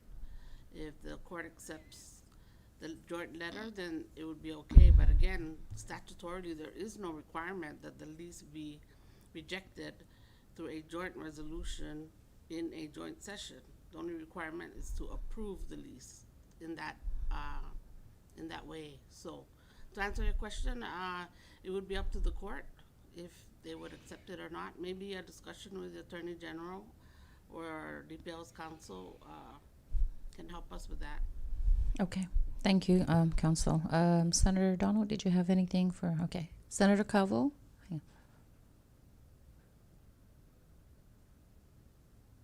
Yes, Vice. Thank you. No comment. Okay. Thank you. Senator Ball? Thank you. Yeah, Madam Chair, so I think that this is a very critical decision to respond, because it appears like regardless what our opinion is or our position, if they maintain and the court maintains that that the lease is still alive, because until such time that we act, then we need to do something. But I totally agree that we should the legal counsel should look at the letter, and maybe this week let's make a decision as to Yes, where to go from there. Thank you. I will reach out to the Senate President to request for a copy of the letter from the AG, and I will be sure to share it with the committee members, and then have a plan moving forward. So thank you, Secretary, for the update. Next on the agenda, if we may, let's touch on Kanoa Resort, as that is another vacant property that, like you said, has been broken into a few times now, and we cannot afford to continue to have these break-ins and vandalism, and it's just depreciating the value of the property. So even further, so can you give us an update on Kanoa Resort? Thank you very much. So on Kanoa Resort, I'm sure you're aware we issued an RFP, and there was the deadline was December 30. So there was no response on the RFP from any vendors. So we decided within January to go ahead and accept unsolicited proposals from anybody who is interested, who would make phone calls to public land. And so by the end of this month, I would say that if we do not move forward with any unsolicited proposal, then we're going to have to announce the RFP again. Thank you for that update. Wow, that's pretty interesting. Any consideration as to maybe having discussions with the military to see if they could want to utilize the property as their headquarters, and also to house their personnel whenever they come on island? And just, I don't know, just I'm throwing it out there. Thank you. I will send that message to the SA, Special Assistant to the Governor's Military Bureau of Affairs, Commonwealth, CBMA. Thank you. Next on the item is Rhoda Resort. Can you please give us an update on Rhoda Resort? Similarly to Kanoa, Rhoda Resort, as you're aware, we had an RFP out, and we had a respondent with 2. And so we focused on one, and we disqualified the other. And then the one that we were working on was going in the same situation as what we're having with other lessees. We asked them to send us the appraisals that they're supposed to do, because we don't have an appraiser, and that was the requirement. And so it took them forever, too long. So by December, I believe that was by December, I terminated it and sent them official letters within last month. And so, but meanwhile, I'm already working with again another investor for unsolicited proposal. Got it. I do apologize, members. I completely forgot to ask if you guys had any questions or comments for Kanoa Resort and now Rhoda Resort. Recognize Senator Paul. Thank you, Madam Chair. Secretary, on the base rent, and I'm surprised that we did not get any response for your RFP at Kanoa. You mentioned at one point in the past about amending your regulation for base rent rate. Has that been passed, or can you explain a little bit about base rent for Kanoa Resort, the minimum? So base rent gives us the percentage of FMV, is the fair market value. So whatever public land is to be leased out there by anybody for long-term lease, they must do an appraisal. Then based on that appraisal report and acceptance by DPL, we will charge, for example, and now 5%. 5% of that would be the annual rent. So that's why it's called base rent. And to make sure the BGR is collected when we end up in courts, just some additional useless facts. To make sure we're able to collect it, the BGR, the revenue they make while they're leasing that property, we call it additional rent. So base rent is percentage of FMV, additional rent is percentage of business gross receipts. So those are the 2 main revenue source on every lease. So in our regulations, and that's where we ended up with issues with the Eland and Marpi Resort. The regulation states 5%, no less. Pues Galamidzi, at the same time, gives in a regulation, the secretary may have his discretion to go below. There were misinterpretations. That discretion is inside and overruled by the 5. So currently it's 5%. 5% of FMV, to answer your question, is the base rent. So Kanoa Resort went out on 5%. Sensinya ha man mamaisin ni pro kosinya marabaha papa. Lo haswa na guasta public law, which is internal, how we decide on how we do underwriting. Esta guaha internal public law ni lelenga na todos siya I legacy siya na hotel dan golf course and pumaru renew siya sinya ha manono papa gi 1.5. Pas gi 1.5 como mas madagolum sa lapi para renewal sinya podung talo didi below the 1.5. That's how you ended up with Hyatt and Crown and Suasu lower because they were renewals. Pues ang malum nebo sa manggagago nebo na lease asana klana pataata ni legacies are at 1.5%. Pues sisan manggago tisinya patanay ihut tanay sa nuevo ni puro ihut sa nedji 1.5 sa klan sata reserve na para legacy renewals. So these 5 they may through justification kamo ma-justify una tunog did below 5%. And that's No, I'm just thinking like Kanoa Resort. Nice. Wouldn't you consider that a legacy? tisinya stani sa edji gumogoti na list pomara. The legacy only goes to the one that threw in all the money to develop it. Like Pertopia, right? Pertopia invested in there for Hyatt. And if they had renewed, that's why they got that rate. But the sub-lessee benefited from that, no? Yes, assigning. Oh, yeah, signing. So going back to Kanoa, so there's no way that that could be a little bit flexible to... Tisinya tanoy nuevo na lesi gi Kanoa Tisinya. at 0.5 tisinya. Tisinya loki baysangan na tanoy gi 1.5 tisinya. Tisinya na baysangan na be guarantee na tanoy 3. Sensinya tasangan na tanoy siya 5% or lower. Loko mo gwa molum zalingya na enoning kanoy gi 4 pa 3 gobi noyo 6. Then we have to go with the 6, provided all things are equal. Yeah, of course, come advertise, but if no one advertises and then they come in and say, can we do it at 1.5? Can Kusinya Manoy? So, a good question. Kumugaha, Tazogano, Senator B, ki bandan advertisement, RFP. So there's 2 ways, no? RFP or unsolicited proposal. Ki RFP, kumu announce the manolum bidders, the Uribisa, Pasguamangana. So that's it. We signed the agreement with the AG and you get the award. Lo como unsolicited proposal, za tarabisa za stabay noyo award, before I give you the lease, if it's unsolicited, we will have to announce that project publicly. And then that's where the people will try to beat it. Oh, okay. Offer a rate, no? For better. Sa it's unsolicited ni. So como noyo Kanoa, por ejemplo, za stop masa za prunfinma, we have to announce it for 2 weeks. Na stigi Kanoa stasti tauto putsuli stigi kontu papasi. Aji sinya gomanagwi. I see. Because somebody comes in and offers higher. Of course, we have the choice to decline any frivolous complaints or prospects. Okay, and the same goes for Rota Resort, no? Yes, Rota Resort goes.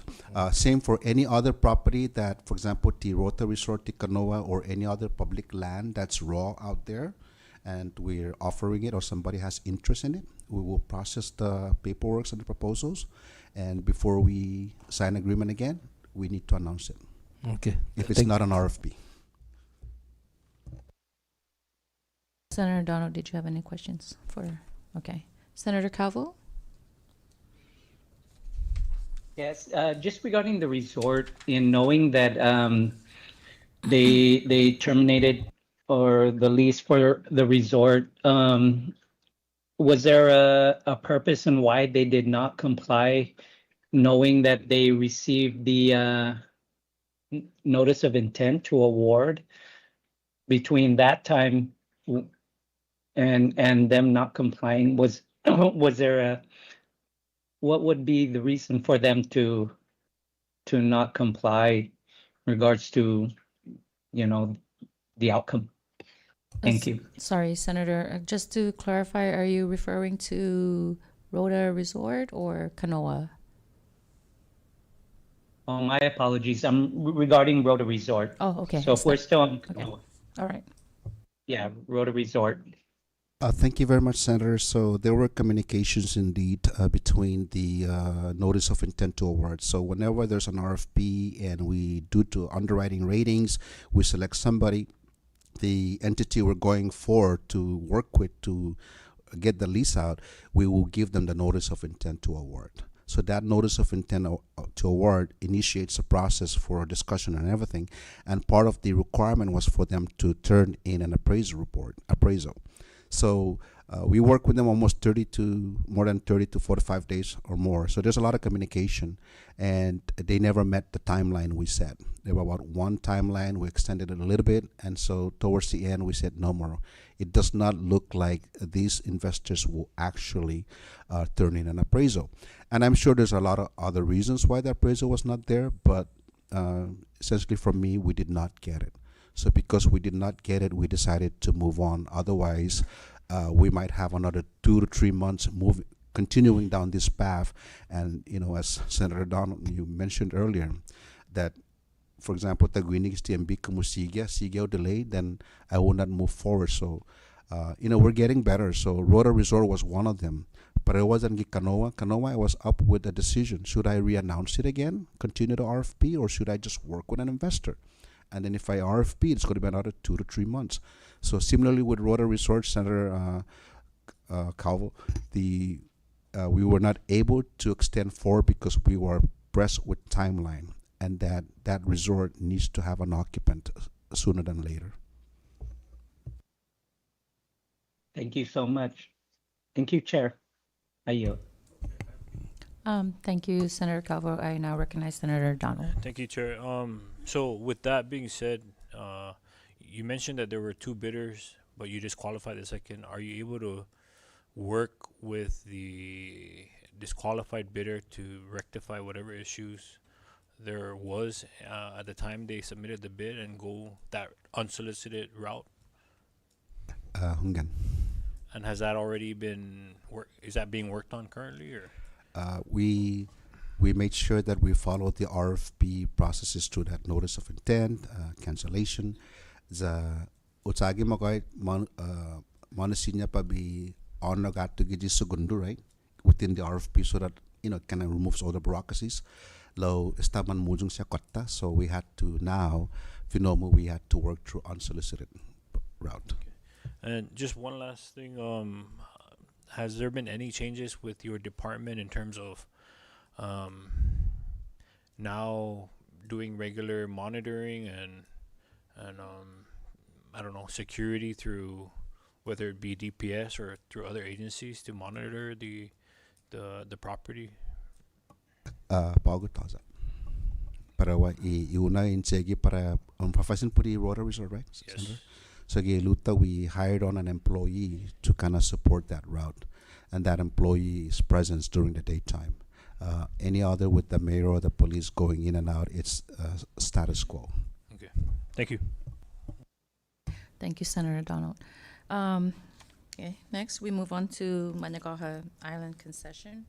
Can we get an update on that, please? Thank you. This is Masi, honorable senators. So on Managaha, we have already officially given the agreement TOA, temporary occupancy agreement for the exclusive, to SAI, which I believe stands for Sea, Air, and Island Leisure, which is a corporation underneath the with the families of Dan Holdings.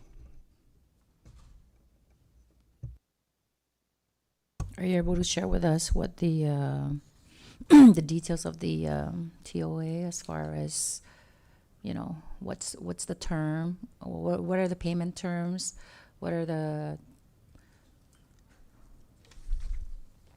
and when would that take effect? It's for 10 years. For 10 years, effective I think November or December of last year. Yes, and there's 2 dates on the TOA that we did. We gave them time to go in and renovate. So the full operation date would be the 15th of this month. They will go fully operational. Okay. So right now, since late December, they've been doing their best to try and renovate. So if there's activities on Managaha Okay. that you will see with the four-wheelers that are moving the heavy items around, so their SAI is actually would do a lot of good benefit for the cinema on Managaha Island. What they're doing, their renovation plans, we've approved their renovation plans, and they'll take care and elevate those buildings, fix them up, and so it should be a first class out there on Managaha Island. Okay. And So just for the public who don't know what TOA is, can you just explain what that is? yeah, so we have two types of revenue generating documents, agreements. One is long-term lease. Those are leases beyond a year. Then we have TOAs, which are temporary occupancy agreements, which is refer them as TOA. The Managaha is not a lease. It's not a long-term lease. It's Okay. a TOA. It's Got it. temporary occupancy, and it used to be 5 years only. But through the regulations, we've amended it in the past. So now, because the investors who were operating Managaha before were saying, I don't have enough time to invest a lot of money and collect the funds back, make the income within 5 years. So that was changed to 10. So Managaha TOA for the concession exclusive zone is for 10 years. Got it. And so you talk about the improvement and upgrades that are being made or plans to be made on Managaha Island, what to be first class. Can you share with us what those plans are? Or what can the people expect to see when all the renovations and upgrades are done? Oh, I don't have the schematics. Maybe we can schedule a time where I can have them be here to present to you so they can showcase be great. their plans, options. Maybe next time I can Okay, bring in Esther. for Mr. Ivan Kuchacho and his team Okay. and Mr. Alex Sablon to be here Okay. and present that. But I guess really the fixing up the bathrooms, Yes. making it nice, and their partnership with all the other marine sports Yes. companies, inclusive of their own and the others, their That partnership. would be great. It looks like they've figured it out. Okay, good. Do we have a price range of what the annual payments would be? The annual is 300,000, 300,000. and that one also I made it at a quarterly. A quarter, perfect. Any public benefits? Yes, the only, aside from the other standard public benefits of making sure there's seating for people for the ferries, certain percentage, I think 20% for seating for public when going to Managaha if they have a ferry going back and forth. It's only approximately they were able to, based on the cost they estimate to fix that place up and the estimated revenue generation for the next 5 years. The only public benefit that they were able to dump in there or put in there is a $25,000 to CAO and IAO split in half for the entire term of 10 years. And I've already spoken to, for example, Mr. Felix Nogis, and I told him to remind me, but thank you for the reminder on this questioning. I will send a letter to SAI to help support when they can issue that $12,500 to CAO or IAO. Okay. I think it's very important going forward that in every agreement that we have with regards to our public land leases that we establish timelines, right? Because obviously we've learned from the past lease agreements that there are all these commitments on there, but no real timeline as to when those deliverables would be, and that creates a lot of unnecessary issues. So I know that we're learning from our Totally past, agree. and we're making the improvements needed to ensure that the collections, which is very key, is well established and specific in our lease agreement. So thank you for that update. Next, we have Coral Ocean Resort. Any updates on Coral Ocean? COP, that's Yes. San Antonio area, no? Yeah, Cobbler. Yeah, that's okay. I believe there were some concerns, issues, and our compliance division took care of those communications, so they're working on it. If there's So- anything that's So they're current on their payments? yes. Okay. The only, I guess, concern that I would raise right now is the maintenance of one of their public benefits was to maintain the public beach, right, that is below the resort.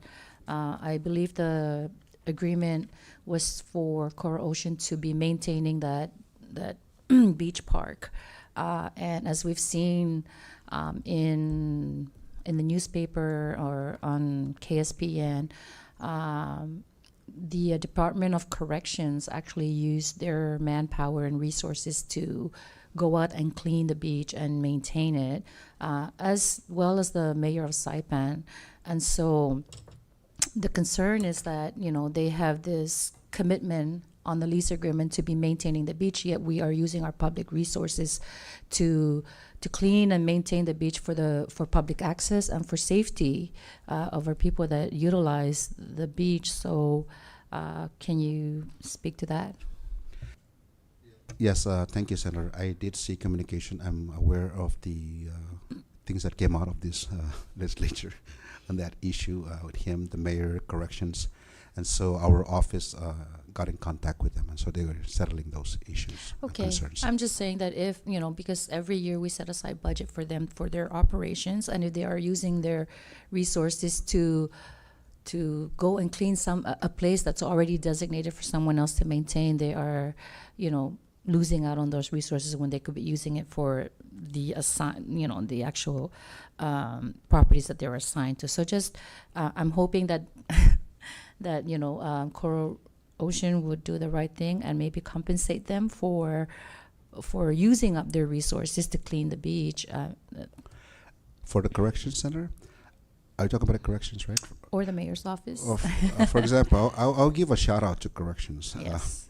The commissioner for corrections and whatever they're doing, those guys are proactively aggressive. Absolutely. And those things aren't free. And trust me, somebody's paying those and that's what I'm the program income. That's what And- I'm leading to, right? Is that I'm pretty the resources that they use is the manpower, which are the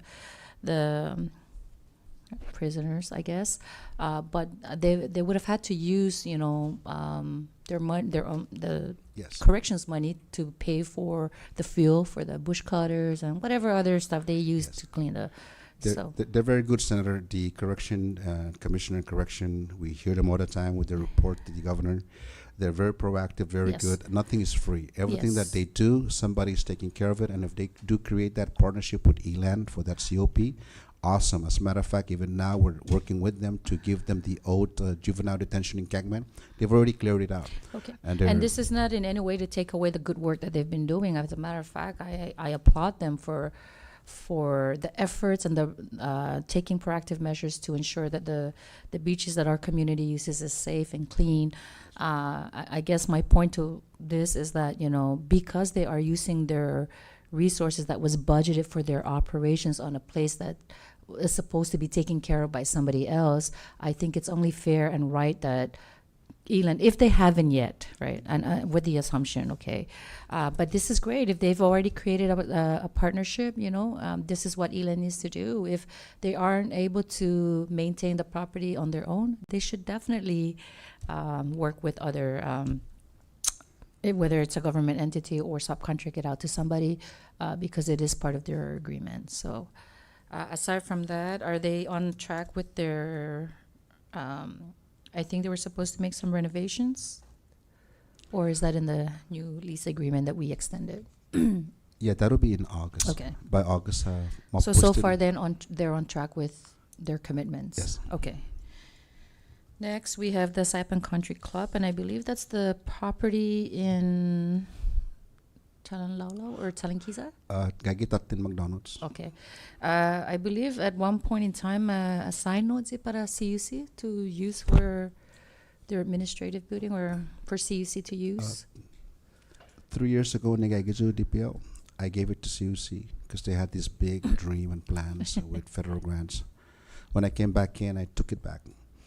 But when I took it back, they came back and justified that, sorry, it took forever. But here, we already have engineering things in place and federal grants, so I gave it back to them. So CUC will be building their new CUC administration building. So that's moving forward. Yes. Already. Okay. Yes. Will CUC, since you're giving that piece of property to CUC, will they be paying anything to DPL? No, in ours, it's an assignment of property. It's not a lease. So for government entities, we do not lease things to government entities. We assign them the Got it. properties. Okay. And if they abandon them, we try to, that's the only way we can get them back, is we try to use that provision that if it's Okay. abandoned, I'll take it back. So, you know, given the CUC's track history with having that property for, you say, 3 years and really didn't go anywhere with it, are there any, is there anything that you will hold CUC as far as commitment to really make sure that they utilize the property as intended and not give them, you know, we just don't want the property to be laying there again for another 3 years, right? And them not doing anything about it, because that's money that you could be generating if you give it to somebody else. So the intent here is to make better use of our vacant lands and give it to somebody who can really afford to start paying DPL. I'm not saying don't give it to CUC. I'm saying that it took them 3 years and they didn't move anywhere Yes. with it. So we learn from our past, and we want to make sure that moving forward there is some kind of commitment and timeline, most especially. Thank you, Senator. You asked me a question on that property specifically, but CUC is not special that they're the only one we're going after. Notice to all government agencies and departments. We've issued notices to every department to take back lands Okay. that they looked abandoned, including the hospital, CHCC, including DLNR. So we're taking those properties back, even DPW. And so I think we've improved the assignments by making sure the language is in there, Okay. that it's very clear na kumuha ng abandona with a certain number of days, I'll take it back. We've even engaged with the mayor, even the mayor of Saipan. There were properties that he has under his Okay. control, but in DPO's eyes, they became abandoned, and so we took it back. And so, but again, we're not being harsh. Oh, So yeah. they come back and they would justify, Ah. like the hospital would come back and said, you know what, Secretary, we apologize. That there's already an EDA grant for that. We're working on it. It's just not like that. I think it's important to clarify, no, that the intent is not to, you know, like take away lands from our government entities. I think it's important that we utilize these properties as intended, right? And you know, DPO is in need of money, so does the government, so does MPLT, so does the retirees, right? Sa ampata susotahas di siya na property po fan vacant sa todza sustansya mo alum no lalastima I tano. So tilelekta na pata sulito do tati tano gininisti siya government agency elekta na debi no gwa formality, debi no gwa timeline sa tisinya forever and sa kingayan decide puron, you know, puron usa. Zantin punusa pas na yotru za yotru usa. Next we have How sorry. big is this This one, sir. property we're talking about?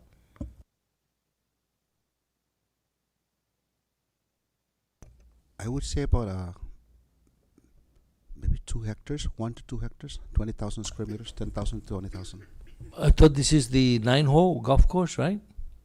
Ngan loti golf course, guiza ji agasan na clubhouse ki sangkatan sa nalum. Ajan Raboliman. Oh, so it's not the golf course It's not the itself. course. Oh, The new golf course has that new Vegas casino with their clubhouse okay. there, but they abandoned the lease that Silk Road used to have, which I is see. top left. Sorry, I forgot to ask Senator Donald, did you have any questions? Senator Calvo, any questions or comments on the Saipan Country Club or Core Ocean? Thank you, Chairman.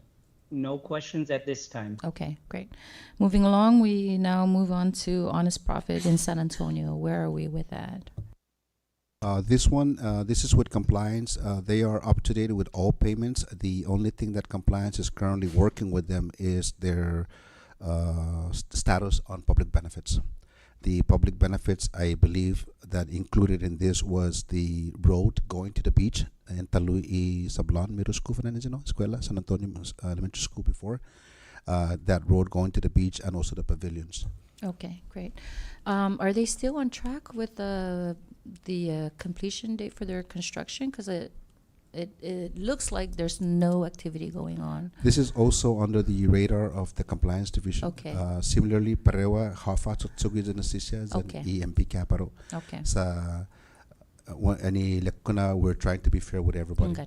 Sa estina tauto I MP Caparo prewa hafa sasangan na tigwawa Okay. kamo pura takazu na sugura na todos sa list ni mangai na uzung za mencionas ting. Okay. And no Okay. looking San Antonio, debenu funazan. Okay. So compliance is on top of it All right. as well. And then I believe Crown Plaza is. Oh, dispensa. I recognize Senator Paul.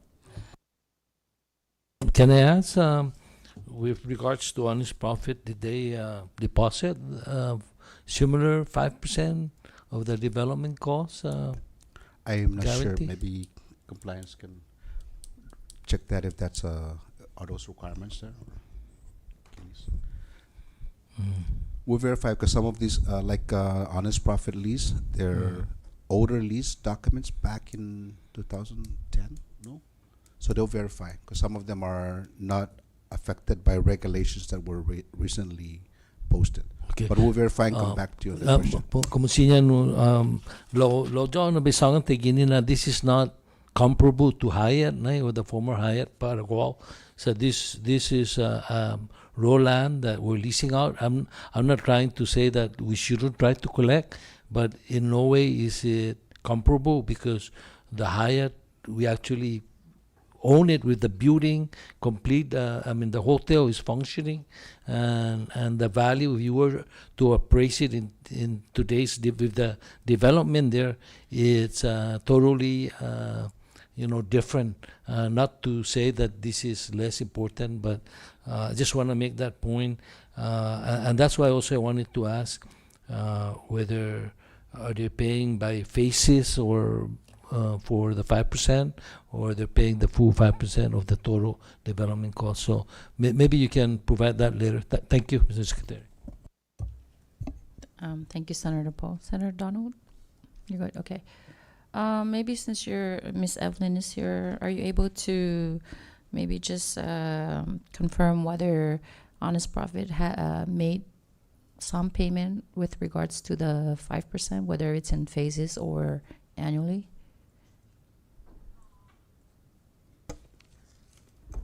I don't see any payment that is deposited to DPL regarding the 5%. From the beginning, Yes. ever since the contract was signed? Yeah.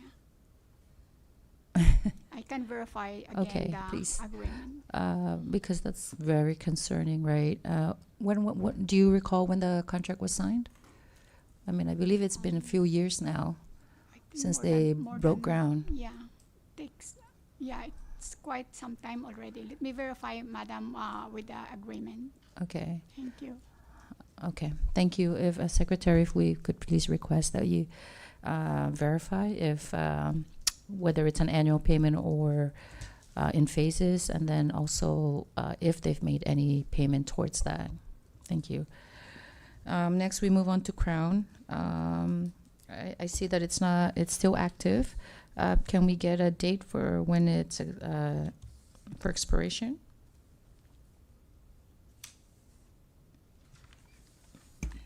Crown and Hyatt are on the same year, but I'm just double check if they're in here on our list. But they're okay. There's no issues with Crown. Okay. Ngayon po expired the Crown? It's fairly renewed at the same time. Oh, okay. 2061. Okay. So you would say that they're fairly current with all the commitments on Yeah, the three successful renewals, successful and again under Kamekileko Papaisi Public Loan is Crown, which is Fiesta, now Crown, Hyatt, and Suwaso, Okay. COP. Those are the three that were renewed with those public law provisions.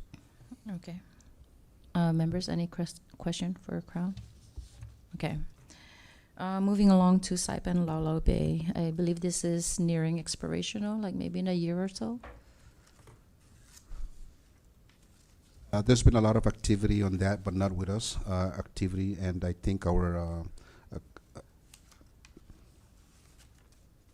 been receiving a lot of requests for information from the public on this hotel. So I'm not sure what's going on. However, our compliance division already reached out to them and they responded. Only I think yesterday I saw a lot of documents that came from Okay. them. confirming that to compliance letter, like the notice of inspection, that here's our documents for inspection. Please let us know when you're ready to come and visit. So it's ongoing, and they've provided some response. And I would say, safely saying, since I just saw those documents about yesterday or Friday, they have yet to Okay. go over all of them. Taza tarabia no any discussion ko man malago pero renew but esta mamunodsan. Taza. Okay. Utungan na maybe I think Senator Poe and I visited that place, no, Senator? That's the same place? Fisher. Oh, Kingfisher. Oh, wrong place. Special Center 2047 is the next expiration. Okay. Ilaulo. Okay. So they're current. Yeah, guahasham u taliligi papit Okay. madiskukuti sa Okay. toto, but it's not about TPL renewal. It's Okay. their issues. Okay. Are you able to tell us what are those issues are? I'm not the within Okay. authority law. They're having concerns of their stuff that I think there's people getting involved Esta. Okay. outside of the lease agreement. Ano, okay. Lo gi bandan DPO thoughts a problema. Okay, esta. Next is Kingfisher. And, I think so. I stand corrected. This is the one that's nearing expiration, right? I think there's a couple more years left in the term. 31. Oh, 2031. Yeah. So 5 years from now. Have they expressed any interest or intent in renewing the? Not yet. Not They're yet. okay. But I Okay. think I don't know if it's statutes. Coincidentally, this discussion came up with me and the council. It's about kontu years left. How many years left? Naisinya by kontusi pudi renewal. I see. And I think there was a 2 to 3 year provisions. I think my concern was kosinya by preempt. Can I ask that way before that time? Okay. And I think that's a question they need to review. Okay. Lo man current origi niya obligations? Yeah, right now I just put they're active. They're okay. Okay. So man napapasiya. Yes. Okay. I think this is the one that Senator Poe and I visited maybe 2 or 3 years ago. And paraguaho ni ano atan nukulanti bula safety concerns ki. And I don't, so I'm checking to see ko the compliance side ko man compliance, and it shouldn't be just be DPL. It should also be, I don't know, DPW for building code violations and a whole bunch of other potential issues. But anyway, I'll open the floor for you to provide update. Yeah, so at this time, Senator, they're okay. Okay, Senator Poe, I think you have some questions. First, what percentage of that property is private land and government land? Just to know whether we actually have total control of that property. I'm not very familiar on the details of this property. I will. But look I that do up. know there's a significant private land in the whole golf course. We're talking about property. Kingfisher, no? So but because we're a major owner, though, my concern, as the chairman mentioned, is the safety and the 2 main safety concerns that I heard was the golf cart, that they're using old golf carts and potential for accidents and lawsuits against the golf course, and of course the government will be liable also. And the other one are exposed electrical wires in some of the public areas there, and so I believe the chair has raised that to the owners, because we're the landlords, right? So we have to be concerned about that. So so this is something that's going to be a challenge. I just want to point out to DPL, because if DPL owns 60% and private landowners own the other 40%, we have to plan ahead as to how we're going to get around that. No, thank you. Thank you, Chair. Thank you, Senator Paul. Senator Donald? Senator Calvo?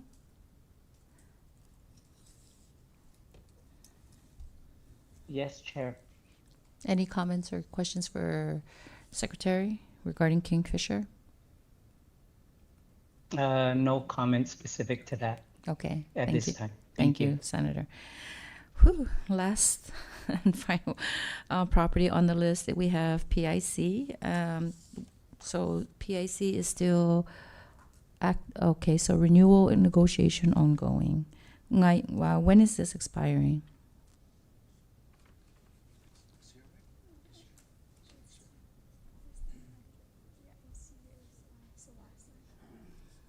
It's next year. Next year. Yeah, 12/31/27. Okay, so has Elon expressed any interest in extending or? Yeah, they're very interested. We've been negotiating, and so we've been going back and forth on discussing the rates and the investments. Are we close to? Yes. Okay. I would say yes. There's went back and forth. The last I saw was a letter that came back to DPL. DPL sent this is our offer, counter Okay. offer. So they countered again. So we will counter it. I mean, we will review and see if we need to counter or accept. Okay. I'm not sure if you can share that with us right now, but part of the reason why the Senate decided not to approve Elan's request for Marianas Resort because of their financial position that they were in. In our opinion, they didn't demonstrate that they had sufficient capital and assets to be able to take on the new lease and the proposed projects that they plan to do when they, should they get the property. But are we okay with? Are they looking okay? Yes, they are. Okay, that's that. If there's members, any comments on or questions for PIC? No? Senator Calvo? None. Okay. Council, Senator. Just to give a little background on PIC, why this negotiation is taking a while, because almost only public land on PIC is where the hotel is. Okay.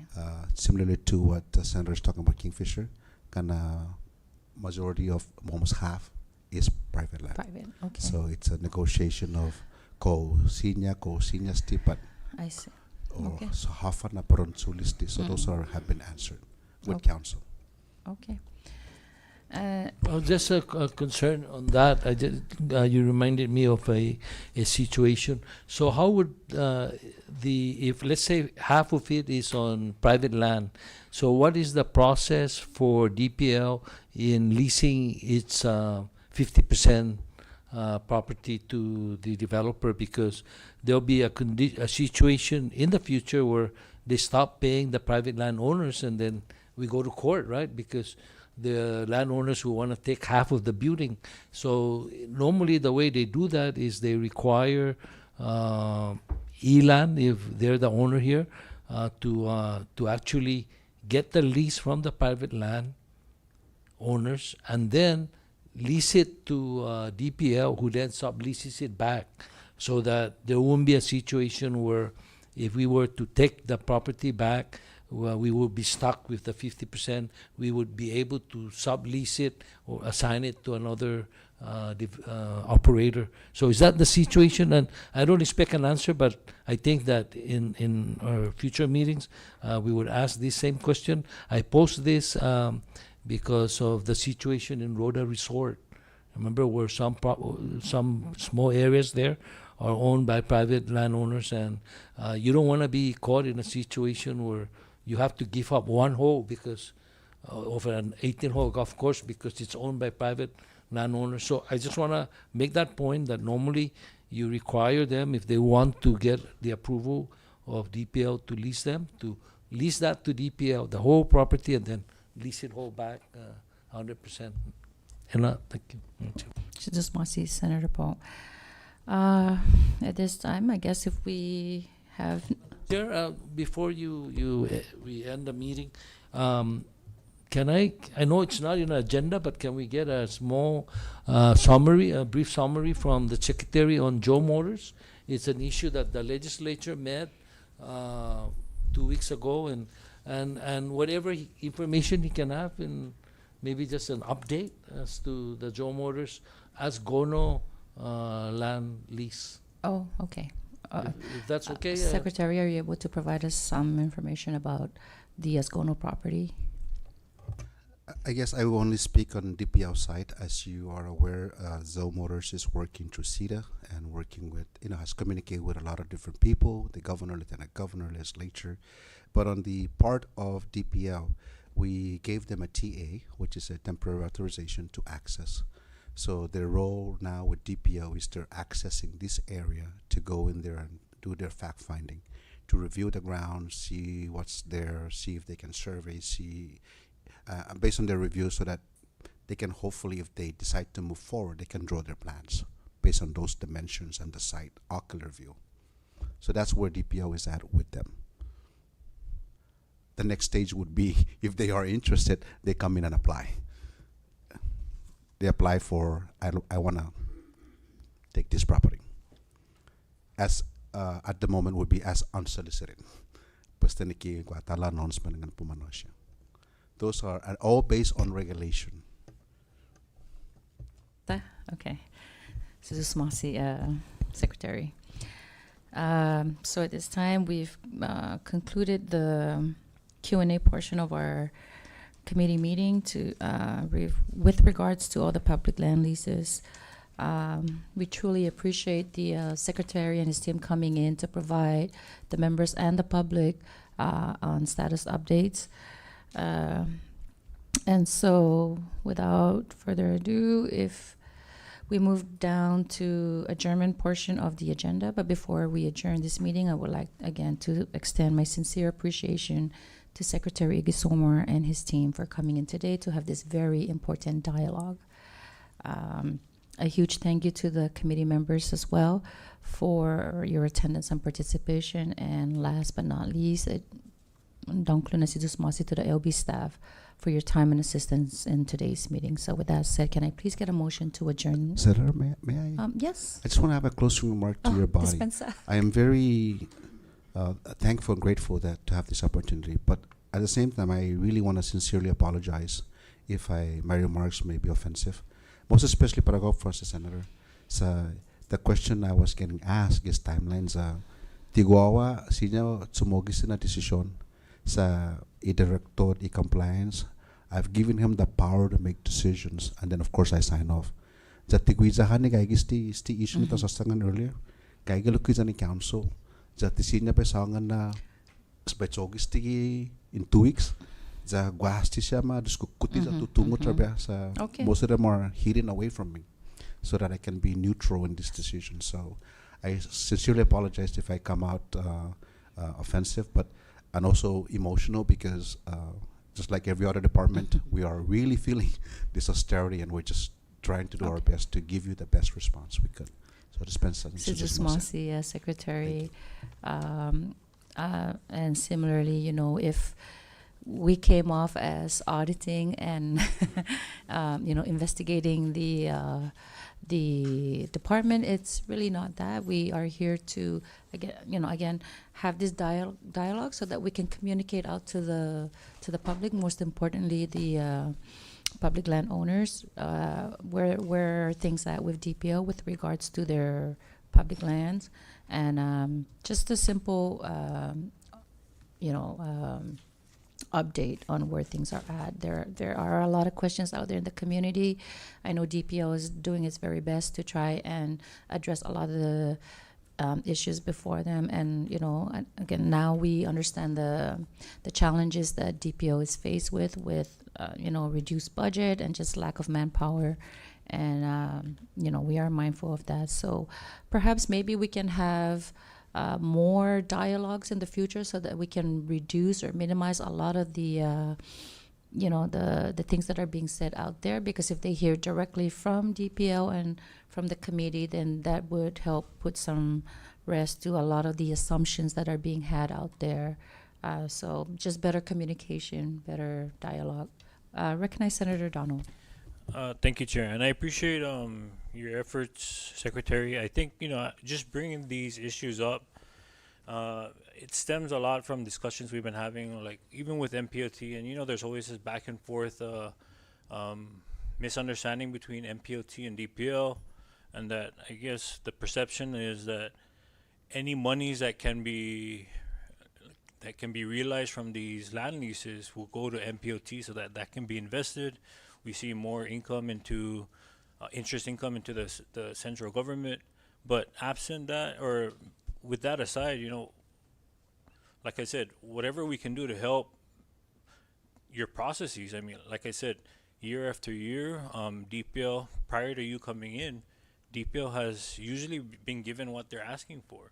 And that's the disagreement that MPOT is having, because to them it seems like DPL is only earning enough to operate, and there's nothing that gets I guess given to MPOT to invest in. But with you coming in and with you having to pick up where the previous secretary had left off, I understand the challenges that may come from that. I think that in preparing for the next fiscal year's budget, I think DPL is in a great position to operate out of austerity, because you have your own revenue, you're autonomous, and that justification can be made with the governor to maybe exempt DPL, and so that you guys can be able to collect as much as you can, but also proceed and execute these land leases quickly, so that we can see some of that revenues coming in. Thank you, Chair. Thank you, Senator. Recognize Senator Paul. Thank you, Madam Chair. Talo no utungan makat fafana no Mr. Secretary Golf makat sa bula una tetende no atanesti pago siya na pasilidade ta diskuti na dia ogoloki no sa waking okazi fanan nigap na zomo interview dan zomo staff for Northern Islands homestead siya na request no tita sample lutas antinian no on another meeting se pita diskuti mas loki podeno siya no i Joe Motors no bula siya na lease agreement no land compensation no land exchange siya na issues working with one lawyers and limited staffing una maasizo neste bula un fafana mona ne lo gi mismo tempo lo ki zona balu na organisi un ke kichog using pata na fan matkila sti sana tano kusaki stafan mama revenue lo gi zaluta na banda ne I Roda Resort mapus nama si tano mami luta ne no steste na resort no mautsum Betista para 4 anos já kaya cada dia que DPL ane makeke no evict las no owner né sa una que seguro na jangin tausa salapenya pues usua já tá compreender né no na market lo debido sua já tá lá outro pues angin guachinio né joko comment gi hayat dispensa lo the same thing ulili na yan toda sa lapemo pusua sa I publiko magspekta na tausan mamolik siya I propiedad ta na da I hire I Rota Resort Parerio Storania then quasi outro na lugar ta na da pues finally mo available este no para canoa resort mo available na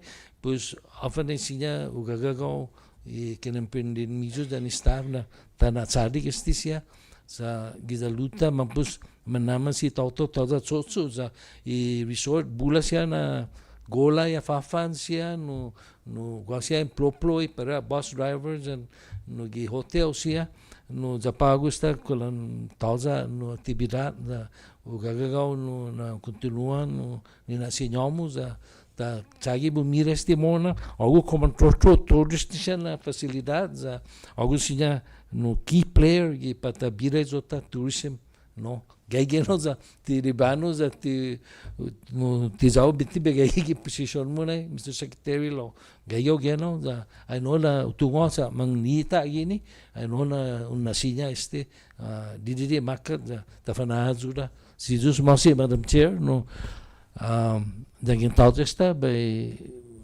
tauta palabramo by quasi outro Malafazu to Vicency Senator Calvo Kogwazanya last final words Senator Calvo would you like to say anything before we adjourn? Thank you, Chairman. I would like to just, add on to our colleagues and Chairman, just the appreciation in regards to us communicating and knowing the statistical facts in regards to, the current hotel occupancy situation where it keeps drastically declining from 39%, 31%, 22%, so forth. So we are at a historical low, and knowing that it reflects off of your point of view and your testimonies in regards to how can we continue to have these hotels operational under these unstable conditions. And the least we want is hotel closures. I know we've had hotels temporarily closed for short term or so forth, but working together to ensure that we keep them, maintain them. But like Senator Paul mentioned, should they need and declare that they cannot, the affordability, we need somebody to replace, because that does provide an economical stress on everybody and so forth. So this is beyond us, bigger than us, and the variables in place really truly shows the reflection of where we're at. But I'm very optimistic in knowing that with your help, your legislature's help, the Senate side, and so forth, we are able to ensure that we still have, although slow, we do not cut jobs or look for more closure. That's the least we want. So I commend you all with the 11 staff members. I think you mentioned your compliance, accountability, continue to rock and roll with best effort as we work together in ensuring our Commonwealth overcomes all these obstacles. And knowing MVA with their new, what do you call it, far from ordinary, and news that we have air industries reviving, coming through, I'm hoping that we can increase the revenue needed so it's a return on us and you get the collection, affordable collection that you need to help the government, and everything else. So thank you guys, Secretary, your team, and thank you, Chairwoman, for the updates for the public. Thank you, I yield. Senator Thank you. Calvo. I do apologize, Secretary. I didn't even ask if you had any closing remarks, but you're good. Okay, so nothing further. Just, just while hearing everyone talking, I was self-reflecting about what you said, and here we are asking you for all these questions and trying to get updates on all the properties, but not really asking you how can we help, to address some of the issues that the department is facing. So I would like to invite DPO that at any given time, the committee is always open to hearing what are some of the needs that DPO has, and if we could help in any way, because there is a two-way street, and one can't succeed without the other. So we have, so I just wanted to acknowledge what you said about us asking all the questions and not really asking how we can help to resolve some of the issues. Maybe we can't help you in areas that are strictly based, regulation or policy decision, but if there's any way that we could help, maybe during the budget hearings, maybe legislation wise, if there's anything that we could do to assist DPL to be more effective and more efficient, then please, our offices are open to hear any of those requests. So if there's nothing else, we move on to the adjournment portion of the meeting. Can I get a motion to adjourn? Chair, I move that the committee adjourn subject to the call of the chair. Thank you. An offer was made to adjourn this committee meeting and was seconded. All those in favor say aye. All those opposed say nay. Motion carries. This committee meeting is now adjourned at 12 p.m. Thank you.